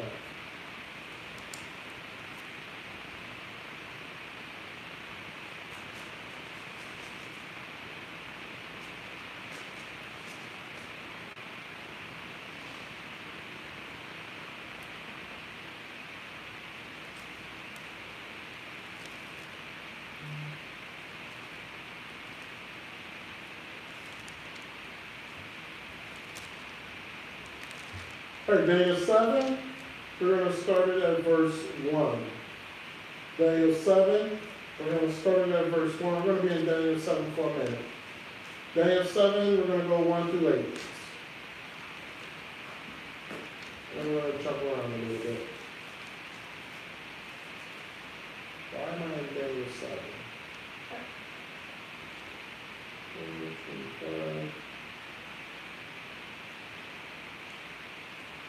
Sure, let's roll with it. You still need to tell from the road. Let's read. Daniel chapter 7, verse 1.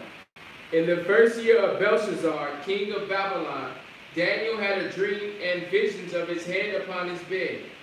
Then he wrote the dream and told the sum of the matters. Daniel spake and said, I saw in my vision by night, and behold, the 4 winds of the heaven strove upon the great sea, and 4 great beasts came up from the sea, diverse one from another. Right, go ahead. The first was like a lion, and had eagle's wings. I beheld till the wings thereof were plucked, and it was lifted up from the earth, and made stand upon the feet as a man. And a man's heart was given to it. All right, so we know that the first beast was Babylon. Go ahead. And behold, another beast, a second, like to a bear, and it raised up itself on one side, and it had 3 ribs in the mouth of it, between the teeth of it. And they said thus unto it, Arise, devour much flesh. All right, so we know that the second beast was a bear, Medo-Persia. The 3 ribs in his mouth were the 3 kings of Babylon. Next verse. After this I beheld, and lo, another, like a leopard, which had upon the back of it 4 wings of a fowl. The beast had also 4 heads, and dominion was given to it. All right, so we know that's Greece. Leopard, Greece, the speed it took Greece to conquer the entire known world. And the beast had 4 heads, which are 4 kings, or the 4 generals. Next verse. After this I saw in the night visions, and behold, a 4th beast, dreadful and terrible, and strong exceedingly, and it had great iron teeth. It devoured and brake in pieces, and stamped the residue with the feet of it. And it was diverse from all the beasts that were before it, and it had 10 horns. Now, of course, we all know that that's Rome, and that still exists today. The Roman Catholic Church still exists today. This was the only beast that was not a beast of an animal. it was honoring, meaning there was no death to this thing.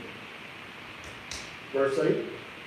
I considered the horns, and behold, there came up among them another little horn, before whom there were 3 of the first horns plucked up by the roots. And behold, in this horn were eyes like the eyes of men, and a mouth speaking great things.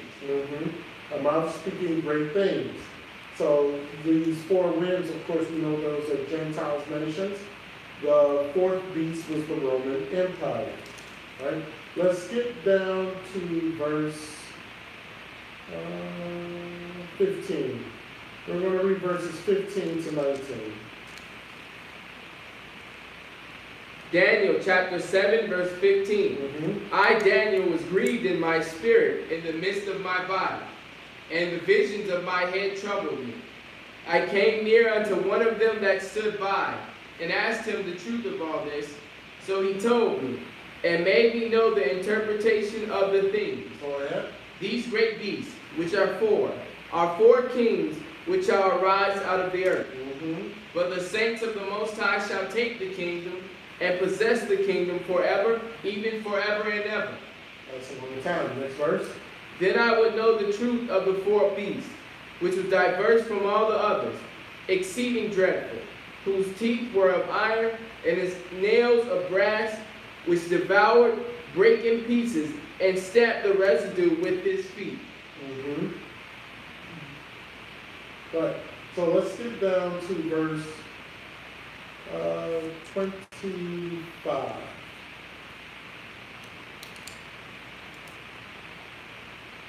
And let's read that. Daniel chapter 7, verse 25. And he shall speak great words against the Most High, and shall wear out the saints of the Most High, and think to change times and laws. And they shall be given into his hand until a time, and times, and the dividing of time. All right, so that's all of the deception of Satan. Shall speak great words against the Most High. There's nothing wrong with being gay. Right? Wear out the saints of the Most High. Think to change times and laws. What do you think when it says, wear out the saints of the Most High? With doctrine. With doctrine. This holiday, that holiday, that holiday. Wear out the saints. Wednesday Bible study. Go to Sunday Bible study. Why is that? Christianity, mostly the Bible study on Wednesday. No, no. And then you don't even study the Bible.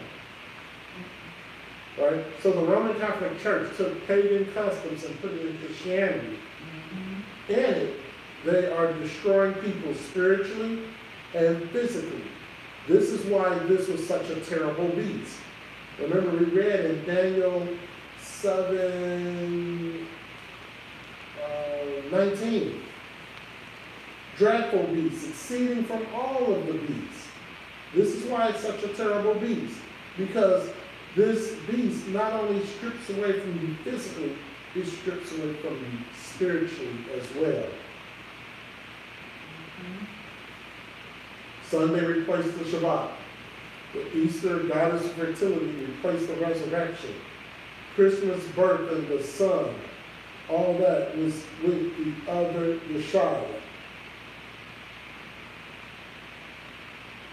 But you know the illusion is so strong that we have talked to Christian pastors, and we tell them, we ask them, where does it say that it's December 25th is our Lord and Savior's birthday? And they, I know it's not in the Bible, but I mean, the illusion is so strong that you can't even break it off of them. You showing them that December 25th is Tammuz's birthday, but they can't see it. They cannot see it. They can't comprehend it. you reading it to them, you'll tell them to read it, you show them proof, and they say, no, you know, I know it's not, the Bible don't speak it, but Right. we don't keep celebrating it, we don't keep doing it. And you just like, you can't explain it. Yeshaya tried to explain it. Let's go Matthew 15. Yeshaya tried to explain it. He tried to warn us. Matthew 15, we're going to read verses 1 through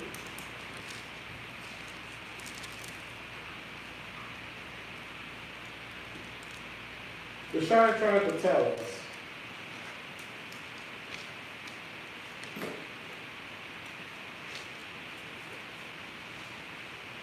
Even though Christianity pastors know that it's not in the Bible, there's something that they're holding. Let's see what that is. Matthew 15, 1 through 3. Let's read it. Matthew chapter 15, verse 1.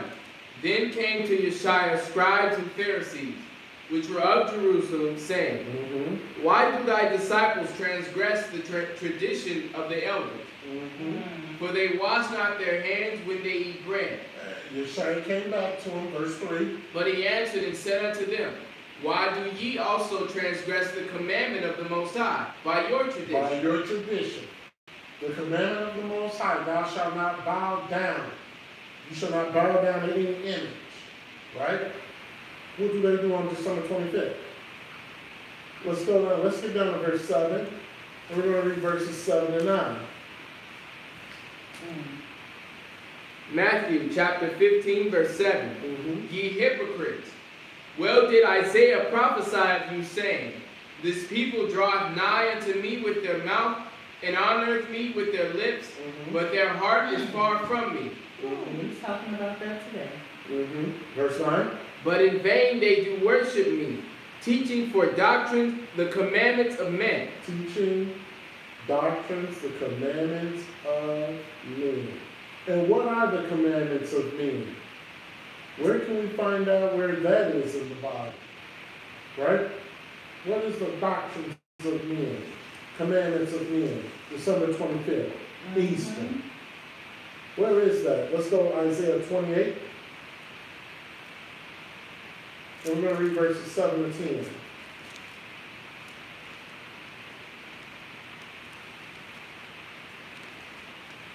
Isaiah 28, 7 and 10.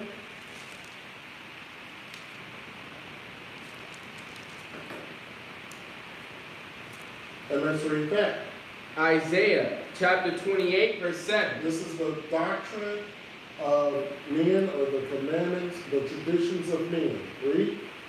But they also have erred through wine, and through strong drink are out of the way. The priest and the prophet have erred through the strong drink. They are swallowed up of wine. They are out of the way through strong drink. They err in vision. They stumble in judgment. This is the commandments of men. Verse 8. For all tables are full of vomit and filthiness, so that there is no place clean. Verse 9. Whom shall he teach knowledge? And whom shall he make to understand doctrine? Go ahead. Them that are weaned from the milk and drawn from the breast. Go ahead. For precept must be upon precept, precept upon precept, line upon line, line upon line, here a little and there a little. That's why we teach the way we do. And let's skip over to verse 12. And let's read verse 12. Isaiah chapter 28, verse 12. To whom he said, This is the rest wherewith ye may cause the weary to rest, and this is the refreshing. Yet they would not hear. They would not hear. Yeshua says, wait a minute now. You're talking about them not washing their hands. Why do you break the commandments of the Father? Why do you do that? They don't want to hear that. They don't want to hear that. Let's go over to Isaiah 29.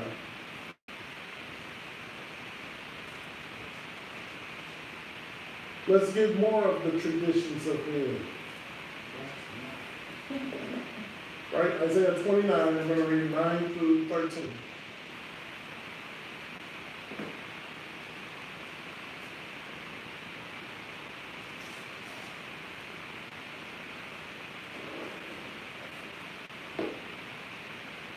They're not drunk. These people are not drunk. Not at all. Let's see, read. Isaiah chapter 29, verse 9. Stay yourselves and wonder. Cry ye out and cry.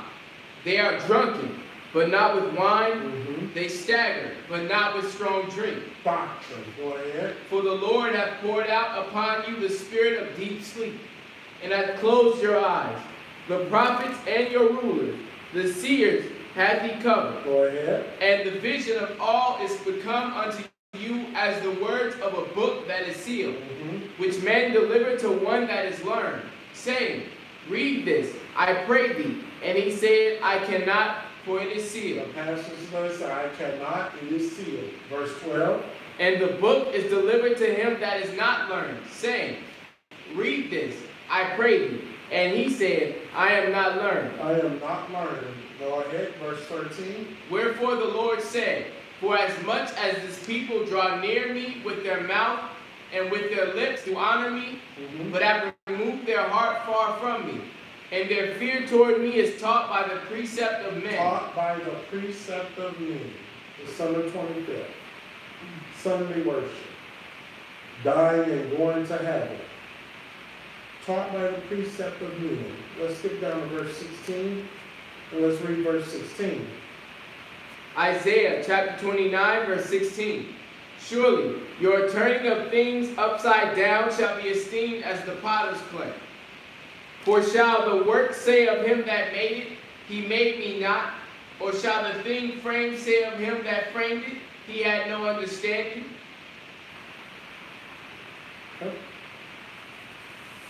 You have no understanding. Let's see some good. All right, please. All this stuff about false teachers and prophets and tradition of men. Let's see something good. Let's go to 2 Kings 22nd chapter.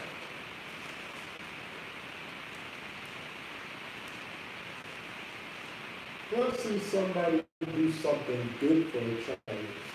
2 Kings 22. We're going to read verses 1 through 4. We're going to be in 2 Kings for a minute. 2 Kings 22. We're going to start at verse 1.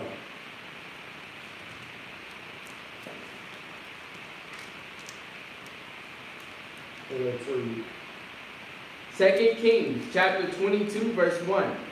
Josiah was 8 years old when he began to reign, and he reigned 31 years in Jerusalem. And his mother's name was Jedidah, the daughter of Adiah of Boscath. And he did that which was right in the sight of the Lord, and walked in all the ways of David, his father, and turned not aside to the right hand or to the left. Now we understand and know that Josiah was not David's son, but he was in the lineage of David. Josiah was hundreds of years after David, right? Next verse.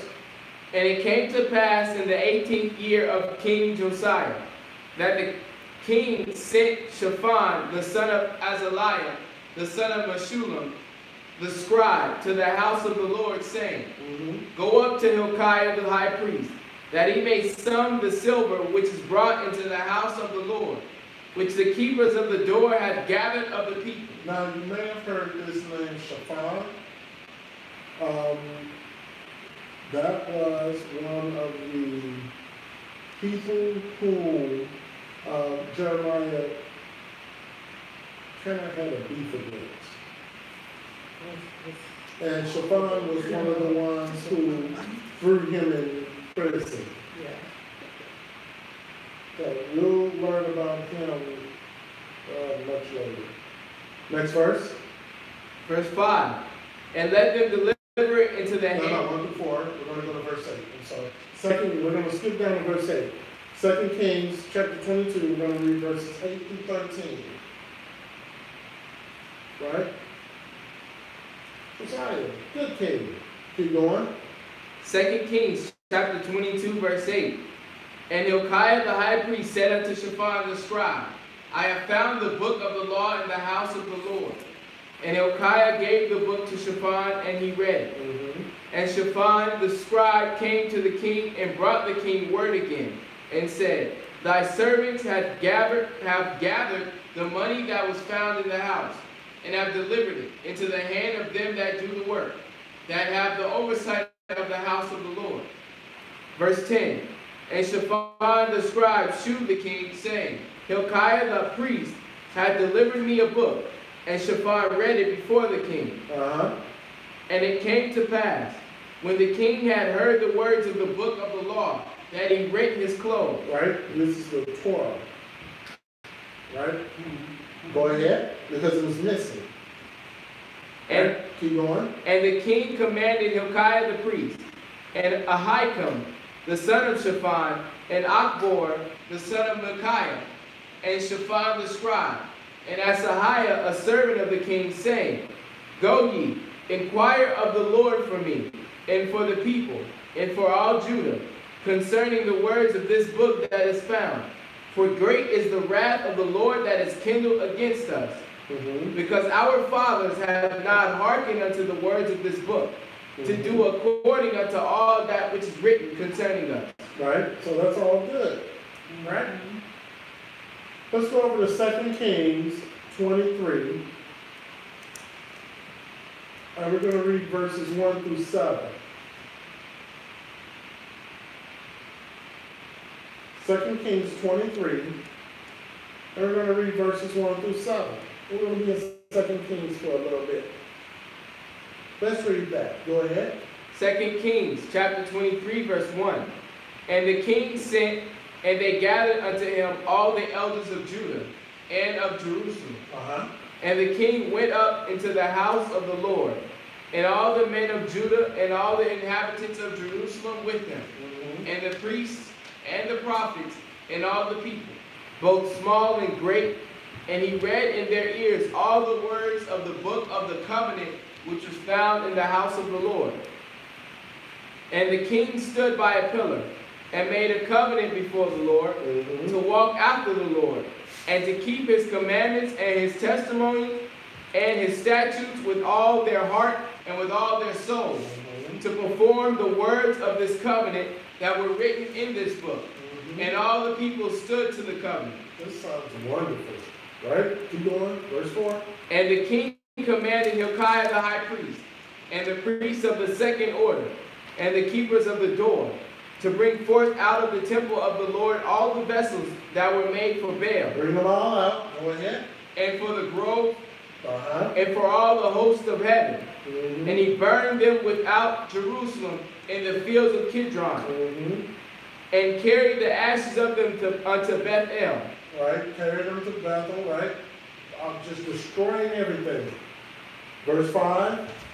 And he put down the idolatrous priests, whom the kings of Judah had ordained to burn incense in the high places in the cities of Judah. Those are the kings of Judah prior to Josiah. They did some bad things. Josiah, he's cleaning house. Keep going.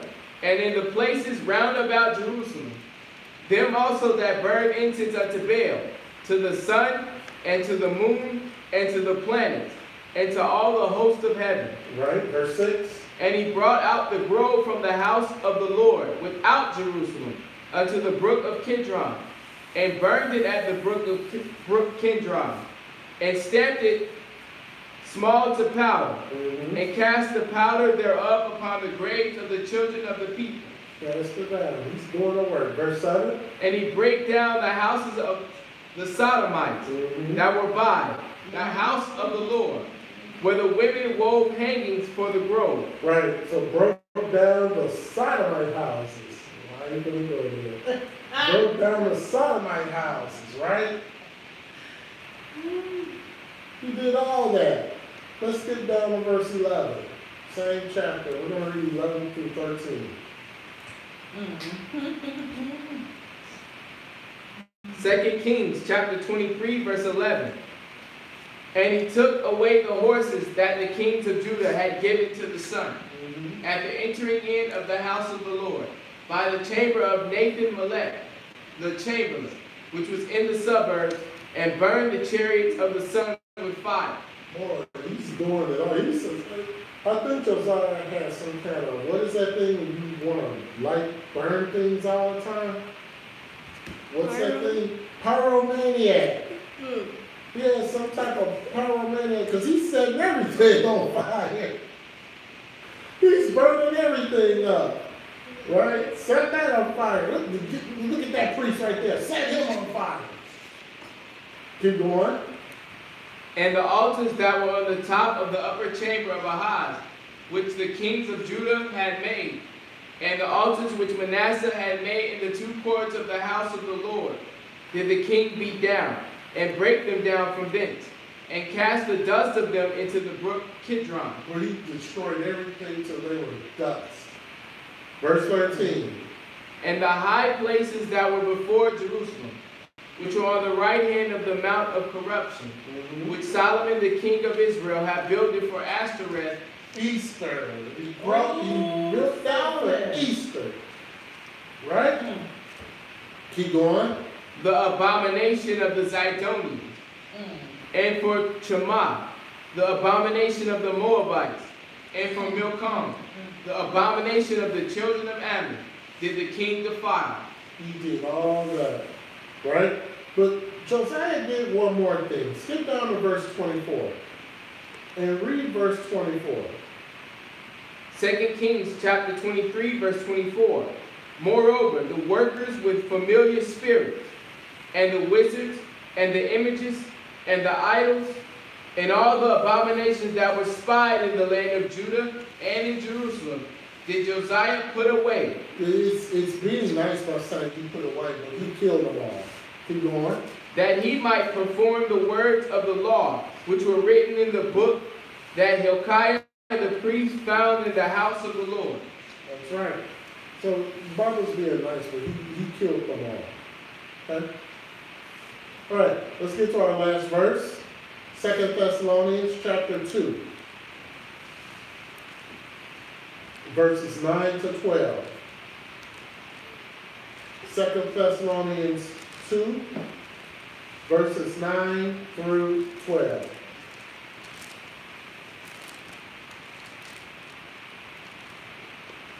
Worship the image of the beast, Satan. They worship him, or a lot of people worship him through ignorance. If you're in a Christian church and you're an Israelite, you used to worship him through ignorance. Some Israelites are still worshiping Satan through ignorance. 2 Thessalonians 2, 9 through 12.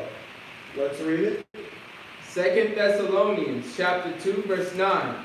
Even him, whose coming is after the working of Satan, with all power and signs and lying wonder, and with all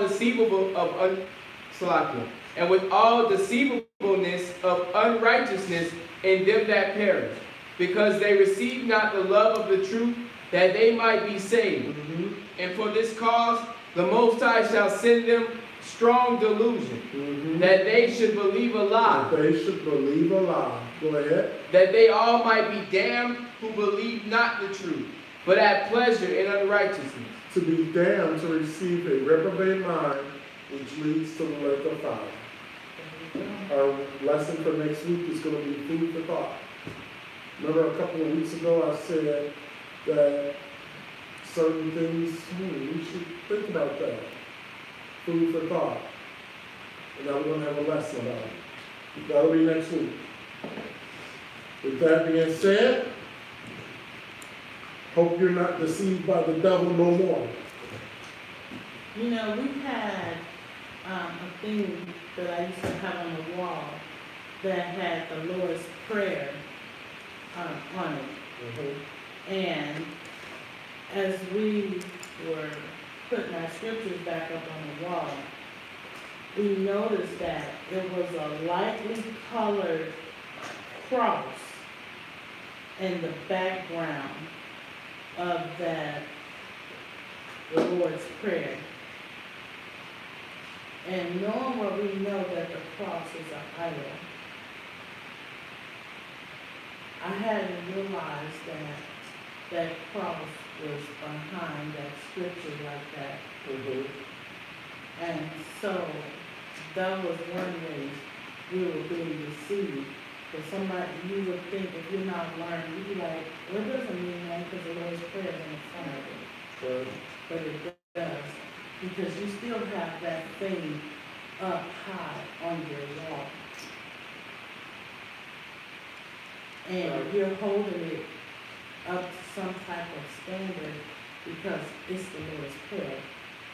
You're not realizing that it's a cross behind it and you're being deceived. You did receive. And I threw it away. You break it and burnt it. Yeah. You should have break it and burnt it. Would have been like Josiah. Break it and burn it. Spread the ashes over Lake Ontario. All right, with that being said, do we have any questions on the chat?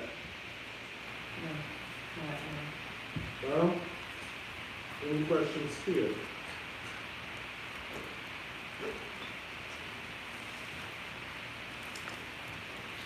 I know for the people on YouTube and the people here, Shepherd said that we're going to be telling our testimony, he said last week tonight, but our testimony is still being written, what do you want to say? Done. It's still, it's not the end yet. When it's time, we will do it. Right. It's still in the making. The Most High is not done yet. So stay tuned.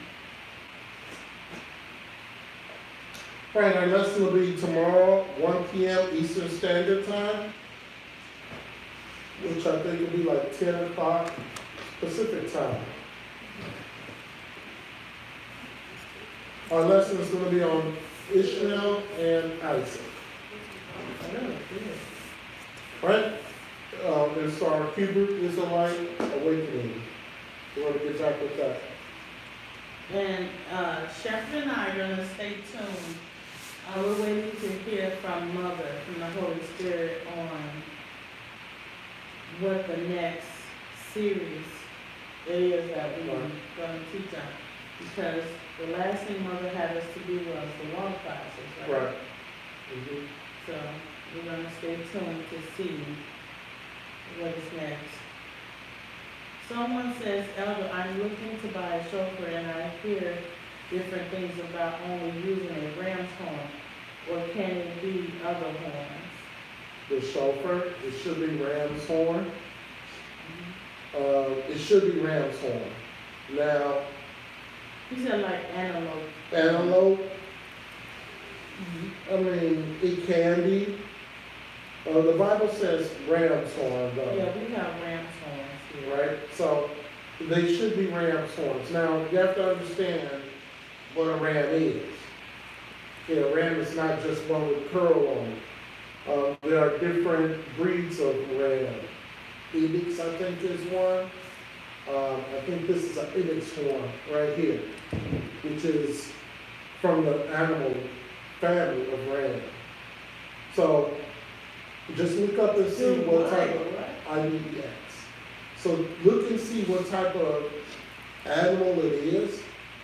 And if it's in the family of rams, then you're good. What's the next question? If there's any other? No, that was it. Okay. All right. So that's going to be it for our lesson tonight. We pray you join us for praise and worship tomorrow, 1 p.m. Eastern Time. For those of you who are on Eastern Time, I know you're happy because it's not late like it usually is. Someone says, my question, how do you and family and ministry like what Chester County, or I guess they try to say Rochester County in New York, that's my home, Elder. I'm from the Bronx. Well, let me tell you this. It be cold up here. Let me say that. Coming from Arizona to here, it's cold. Do like the trees though. I mean, we're like in the middle of a forest or something. So I do like the trees. That's okay. Don't matter. We're protected. We are in like in the middle of a forest, which is kind of weird. But you know, I can't wait for the spring. Well, with me, it doesn't doesn't bother me because, I mean, we spent 38 years in Chicago and Illinois. Yeah. So actually, on the drive here, as we got into the colder states, I started feeling like alive again. It's like how you water a dry plant. So I kind of feel like New York is not that different from Illinois. So I feel like I'm in my natural habitat. It doesn't bother me. She said a natural habitat. You see the brown, her natural habitat. And I like being able to wear my sweaters and my gloves, because in Arizona, I would wear them, but it didn't get cold enough to wear them. So I like wearing my sweaters and, my cute gloves and. Right. Well, let me tell you something. I didn't like going to my truck and the key was the lock was frozen. And I had to jiggle with my key in order to get the truck unlocked. Well, that's because I have Yeah, I didn't like that. Someone said, Elder, is the housing market cheaper out there than the west coast of California? It's cheaper than California, yes. But it's still expensive. It's still expensive, but I would say the housing market here is, in fact, every place in the country is cheaper than California. California is crazy expensive. But I would say that depending on the area that you move to, depends on the value of home that you get. So if you want to move to the slum of Rochester, you're going to get slum of Rochester prices. You want to move to the other parts of Rochester or New York, You're gonna pay. you're going to pay a little more. It's just like with everything else, except the slum of California probably is very expensive. Okay, but it's a new season, a new change. Liking the change of weather. Somebody said, just to let you know, it can snow up to your neck and waist. Oh yeah, we know that. It was like that in Illinois. In though. Chicago, it's like that too. People was I'm waiting. praying that it doesn't snow to our waist or to our neck. I'm praying that doesn't happen. 1 or 2 inches, fine. Let's not go into like winter storms and have 3 to 4 feet of snow. We can do all things through the Shire who strengthens us. And we better strengthen us with snow blowers. Yes. What else? Oh, they took it away. Hey? Yeah, that's what you see out here. Like when we lived in Illinois, you would see people walking up and down the streets with their shovels, but now you see snowboarding Snow too. blowers here. Yeah, you don't see too many shovels. People want to stay on use that snowboard. But we're enjoying it, and I was in a little funk when I first got here. Because I was tired, back hurting, and all this other stuff that was going on. But at the same time, you know what?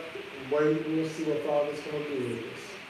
Someone says, Elder, I'm trying to be your neighbor. I'm trying to do backyard hunting. Oh, now you know that is a kind of stuff. We do that Trying to do what? yeah. Oh, you mean like towards the woods? I don't know about that. I don't know Well, what's we like did that. have a fox, was it a fox that came up to the door? So, Yeah, I did see a big moose on my way in. oh no. In New York, when I hit the Pennsylvania New York border, it was like this huge moose just standing there. They clean, right? Yeah, they're clean. So Yeah, we would've it had was meat. huge. We would have had meat from the Mexican. Right. So I'm seeing this moose, Moose burgers. and it had like little moss or something from its antlers. It was huge, and it was just standing there. Good eating, Yeah, it was good eating, but Elder is a city person. He probably would have tried to throw a brick at it to kill it. Right, no, that would have been good because the moose would have ran towards me and probably beat the crap out of me. All right, so join us live stream tomorrow, 1 p.m. Is there no other questions? All right, if you have questions, put an email to gettothewilderness1@gmail.com. That's get the number 2, wilderness, the wilderness, number 1 @gmail.com. We'll see you all tomorrow. Kwame Nasrallah. Kwame Nasrallah.